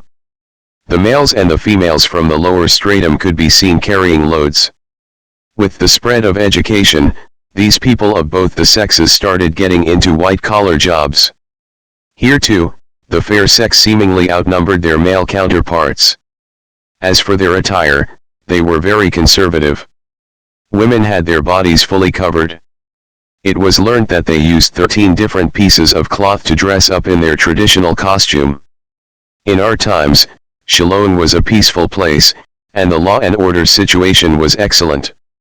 Later, it fell victim to the militancy like many other states in the northeastern region. The main militant outfits Hiniodorep National Liberation Council, HNLC, and AKIK National Volunteers Council, ANVC, became active, and Shillong became a disturbed area. These militant organizations were, however, proscribed by the Government of India and peace restored. Visiting places in and around Shillong. Shillong is known as the Switzerland of the East for its weather and scenic beauty. During my college days in Shillong, I had visited some of its beauty spots. Shillong had 3 well-known waterfalls: Elephant, Beaton, and Bishop. Of these, I had visited Beaton and Bishop. I, along with some of my friends, climbed down many stairs to the bottom of one of these falls to see how the frothing water, after falling on the ground, strewn with boulders and pebbles, was flowing in a gentle stream. The famous Ward's Lake is situated in Police Bazaar, the central location in Shillong. We visited it very often. This artificial horseshoe lake, set up in an astounding natural environment, has a great charm on its visitors. It is dotted with colorful flowers. It gives one the feel of a carpet when one sits on the grass on its sloping bank, ideally suited for gossiping, or reading a book on an idle afternoon. The lake is full of varieties of colorful fish, and is ornamented by a stunning wooden bridge over it. The bridge is also ideal for having an unobstructed view of the entire lake. The botanical garden, full of orchids and flora, is just beside the lake. The lake is named after the then Chief Commissioner of Assam, Sir William Ward, who had made the plan for the lake. Colonel Hopkins constructed this lake in 1894. It was said that a KSI prisoner being bored with the penitentiary routine had dedicated himself to the work of construction of this lake. We once went to Cherrapunji, the place that used to have the highest rainfall in the world. It was a unique experience. Every now and then there were the rains and the sun coming in alternate phases. You couldn't move in Cherrapunji without having a raincoat or an umbrella with you. Even in such an interior place having a meager population, 10,086 by 2001 census, would have been around 5,000 at our times after accounting for intercensal increase. Ramakrishna Mission had established a unit of it to extend their services there to the people who needed help and health support. The mission had been there since 1931. We visited the revered mission. Decades later, in 2016, when I revisited Cherrapunji in the month of February, there was no trace of rains, and the water sources including the waterfalls were all dried up or having a very thin stream of flow.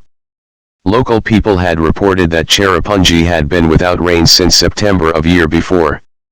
I had on a different occasion gone up to Daki, bordering the district of Sylhet in the erstwhile East Pakistan. Sylhet was my place of birth. As I saw the outline of the district from a distance, emotion ran high in me. I felt like trespassing the border and moving inside to peep into my place of birth and early childhood. But that was, after all, not possible, and hence I returned with pathos in heart. When doing my undergraduate course, I had once traveled to Silchar by Shillong-Silchar Road for a distance of 218 km through a hilly terrain. It was an overnight journey. The road had been opened shortly before, and work was still in progress at some places. It was a hilly track, too narrow at places to allow 2 vehicles to pass side by side. Besides, it was raining as we moved ahead. Because of the inclement weather and the narrowness of the road, the journey was all the more risky, particularly at the stretches by the side of deep ravines. We were held up in traffic at a number of places. At the end of the journey I, however, reached my destination safe and sound. Here is a photocopy of the Certificate of Appreciation from the Vice Principal of St. Anthony's College issued after completion of my BSc examination. It was partially damaged by flood water in one of my places of posting. Postgraduate studies in Calcutta. By the time I completed my graduation, my timidity had gone, and homesickness had dissipated, though I continued to remain an introvert. I made a resolve to move out of Assam for my postgraduate studies and for greater exposure to the world outside. I came over to Calcutta and applied to the Calcutta University College of Science and Technology for admission in the MSc in Applied Mathematics. The classes in the college had started by then. I was told that it would take some time to decide about my admission. I did not, however, get any assurance that admission would be granted. I had earlier applied to the Ramjas College, Delhi for admission in the Master of Science course, and had received an offer from the college. Meanwhile, I was selected for admission in pure mathematics in Yadavpur University. Yadavpur University did not have the postgraduate course in applied mathematics. I preferred to stay in Calcutta and got myself admitted to Yadavpur University. I was allotted accommodation in the university hostel, within its premises. My friend Dipu, studying chemical engineering, was in the nearby new hostel where I, too, had stayed earlier in the course of my short stay as a student of mechanical engineering. I started attending classes and did so for some time, when all of a sudden, I got a letter from the secretary, University College of Science and Technology, Calcutta University, approving my admission in applied mathematics there. I had to change the institution and the university again. I got admitted to the University College of Science and Technology at 92, APC Roy Road. I got accommodation in the Calcutta University Hostel at 49B, Hajra Road. It was the year 1964. I had to commute along with others a fairly long distance to attend classes in our college at APC Roy Road. I still remember, we used to take a bus on route number 33 running between Shetla and Pakpara in those days to go to the college. The fare from our hostel to the college, a distance of not less than 10 kms, was 10 paisa at that time. In the hostel, I had amongst my friends, Amrendra Narayan Chakrabarti Agratla studying applied mathematics, Debajyoti Bhaumik studying physics, again from Agratla, Bhuptosh Mandal from Midnapuri, and Soumitra Chaudhary from Agratla studying pure mathematics. Amrendra expired on September 29, 2021. I had a telephonic conversation with him a few days before he had died. My roommate was Nishit Bera of Statistics, a very simple boy from a village in Midnapuri.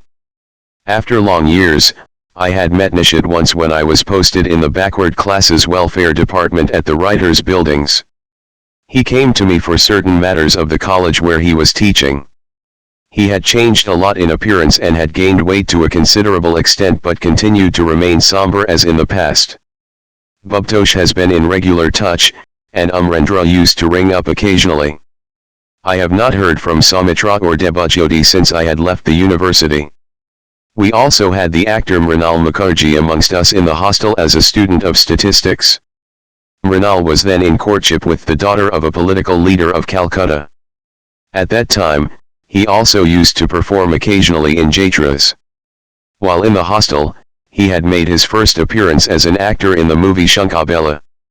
He took some of us along to view the film in Ajayula Cinema Hall when it was released. Mrinal expired on May 7, 2019. I had not met him since leaving the postgraduate hostel. Amongst my classmates outside the hostel was Sachin Upadhyaya, staying in a different hostel, Jayanta Chaudhary, Manik Sarkar and Pranab Bid. Skipping of the MSc examination, reasons and reactions. I had joined Calcutta University Science College with a great expectation that the faculty here would be outstanding.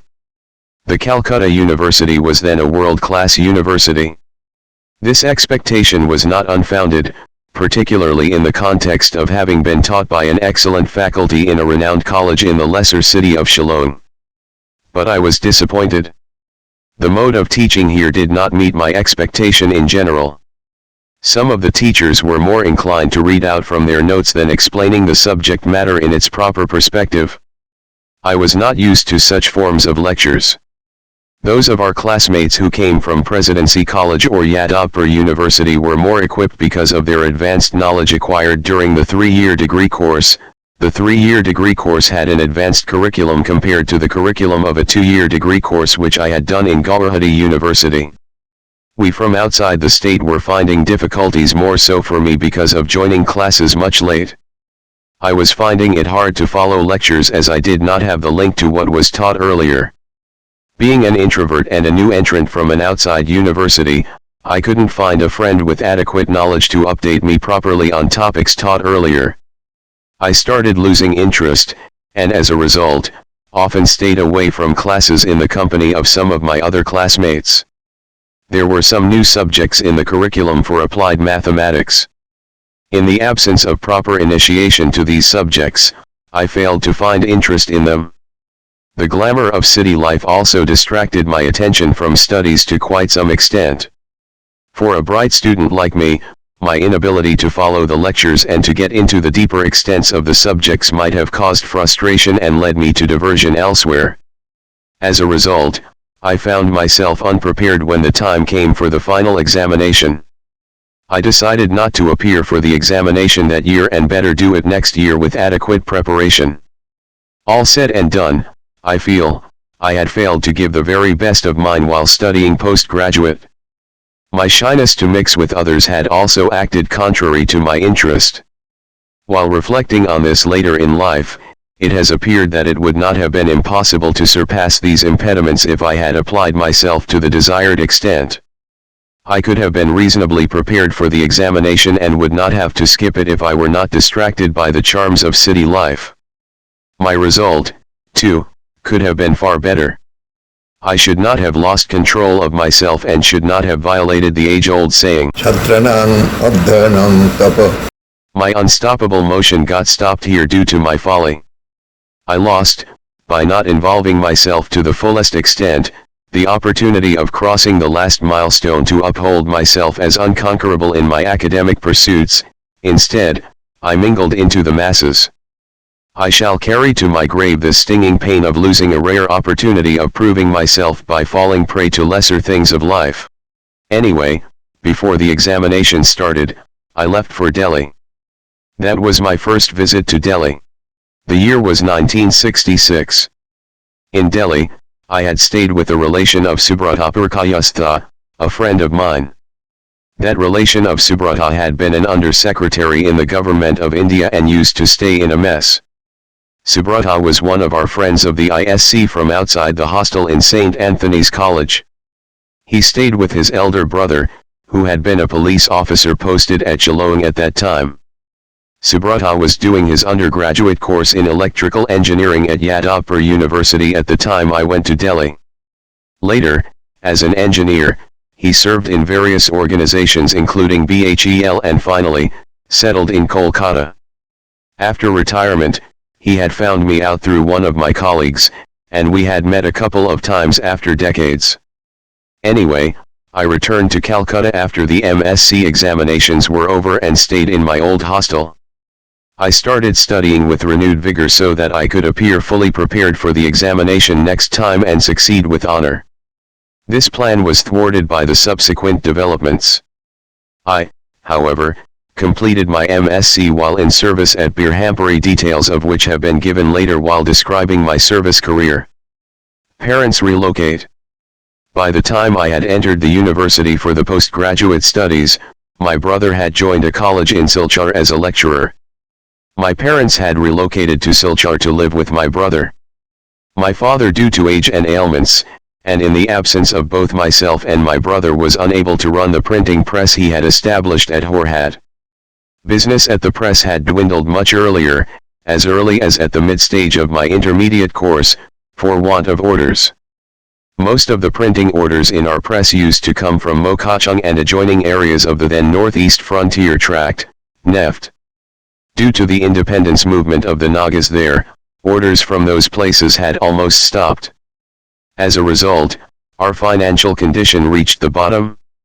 Earlier, Father used to move around to collect payments and procure orders while we managed the press. With my brother and I being away, it was no longer possible for the father to move out. Our business was small, and income from it was poor. It was already difficult to sustain the family itself with this income. As I was away from home at that time, I did not know how parents had then managed their livelihood. Father, therefore, had to close down the press to shift to brother's place to stay with him, pending the decision to sail, or run the press by some other arrangement. Later, my brother-in-law Rajni Mohan Roy, who had been staying at Horhat, tried to run it for some time. He could not, however, bring it to shape. Ultimately, it had to be sold out, but that was long after my father's death and my entry to service. The press had, however, been shifted by then back to the rented accommodation of Mr. Rakesh Das. Fickle-mindedness in selection of institutes and subjects. In every stage of my academic career after the matriculation, I had changed the institutions one after another, as also the disciplines, for one reason or another. For good or bad, all these decisions of changes were mine alone and influenced by none. My parents had their own limitations because of their low-level education, and my brother was also not much conversant with the available career opportunities to give me any well-thought-out advice. I, myself too, did not have any fixed aim in career. Yet, I had to decide for myself. The result was that I had gone for a particular discipline and/or an institute on my own, made the entry secure there, and then left it for one reason or another. My parents or elders had never reprimanded me for any of these actions of mine. They had always supported me and honored my decisions. I feel I should go into the reasons for frequent change of my mind those days, though it is too late now. The choices of institutions or courses I made were not as such wrong, but I could not stick to any of them. As I analyze, I find one of the main elements that had stuck to my subconscious mind and influenced my decision was the dire financial condition of the family. The unstable income of the family had played an active role in creating doubt in my mind as to whether it would be possible to complete the course in the chosen institution successfully. While going for the course, or the institute, I did not have any idea of its financial implication, nor did any of our family members have. This was also never discussed within the family. Once I entered an institute, particularly at the undergraduate level, and smelt its air, I realized that it would require quite a large sum of money to complete the course of study. I was at a loss as to how such a high cost would be met. My scholarship money won't suffice. Our family, too, was not in a position to meet the deficit. We were then almost in the state of living from hand to mouth. It was extremely difficult, if not impossible, for our family in that condition to spare extra money for my education anywhere outside the hometown. We did not also have any property, movable or immovable, by mortgaging or selling which, my parents could meet the cost of my education. In spite of all these, I had given it a fair try by continuing with mechanical engineering course for some time at Yadavpur University, but had to leave it finally as finance amongst others stood in the way. Government, banks, or corporate bodies did not have any known scheme at that time to finance the education of the meritorious students. The assistance from the authorities of St. Anthony's College provided me the wherewithal to move ahead, first during my intermediate course, and later during the undergraduate study. Even during the postgraduate studies in Calcutta, when my brother was employed and had been bearing the lion's share of my expenses besides my scholarship money, I had to look for private tuition at times to tide over financial difficulties. This was in spite of my stringent way of living. I did not spend even a single farthing otherwise than on genuine needs, during my entire academic career and even later in life. It may be recalled in this connection that I had continued for 40-odd years with the wristwatch that had been bought with the award money from my college in 1962 till that watch became unserviceable in the last phase of my service career. I could have replaced it with a fashionable one any time after entering the service. That finance had been an impediment to my education was also mentioned by my father in a newspaper item of the Jugantar dated August 15, 1964, when it published my achievements in the examinations from middle school level to graduation. There are two mistakes in this report as described hereafter. 1. In 1955-56 ME examination, I was indeed awarded the scholarship, but there was nothing on record to show that I came first in Assam in that examination. The year of examination, 2, will be 1956 and not 1946 as reported. And 2, I had got admitted to Presidency College in 1960, but due to my homesickness and apprehension of failing to complete the course in our unstable monetary condition had left it. It is not a fact that I could not get admitted for want of money. Either my father had misstated factual position due to inadvertence arising out of age and existing financial worries, or else, the reporter gentleman had misconstrued what father had meant to say. I did not, however, tell anyone in the family or outside anything about our financial handicap to continue the courses. I felt strongly against demeaning the family by bringing out its financial incapacity. I had always projected my lack of interest on the subject or my homesickness as the reasons for deserting the institutes I had chosen. There is, however, no denial of the fact that my uneasiness to stay at a far-off place bereft of the known faces and my introversion had played a secondary role in creating a dilemma in my mind. All these factors together might have made me scared and forced me to change institutions in my post-metric days. All said and done, I feel, I had also been suffering from conflicting ideas on the career at the relevant time. But one thing is for sure. A closer look at these decisions for the change of institutions, which outwardly might appear to be acts of fickle-mindedness, would reveal that there were cogent reasons behind them. As I look back from where I stand now, I feel my decisions of those days could not have been different. For, in that case, the result could have been disastrous for me. If forced to leave a course midway for want of money, which was quite likely as evidenced from subsequent happenings, I would have no option left for establishing myself in life. The world has moved a long way since our time. A meritorious student today has many options to find finance for his or her education. One now needs only determination and craving to stand up in life. Prelude to entering service. When I was preparing for my Master of Science examination after having skipped it earlier, there occurred an incident, which completely turned the course of my later life. My elder brother was at that time a lecturer in economics in a college at Silchar, Assam. He had a mind to appear for the West Bengal Civil Services examination. At his desire, I had obtained a set of forms and prospectus for him for the said examination. Going through the eligibility criteria, I found that my brother had already crossed the maximum age limit of 24 years prescribed for that examination. I informed him accordingly, he could not go for it. Studying the syllabus, I found that it suited me well, and I was still within the prescribed age limit for the examination. I also discovered that it would be my last chance if I wanted to appear. I made up my mind, completed the forms, and applied for the examination. In due course, I appeared for the West Bengal Civil Services examination, 1967. I still had some months before my MSc examination. I continued with my studies for that exam with all seriousness.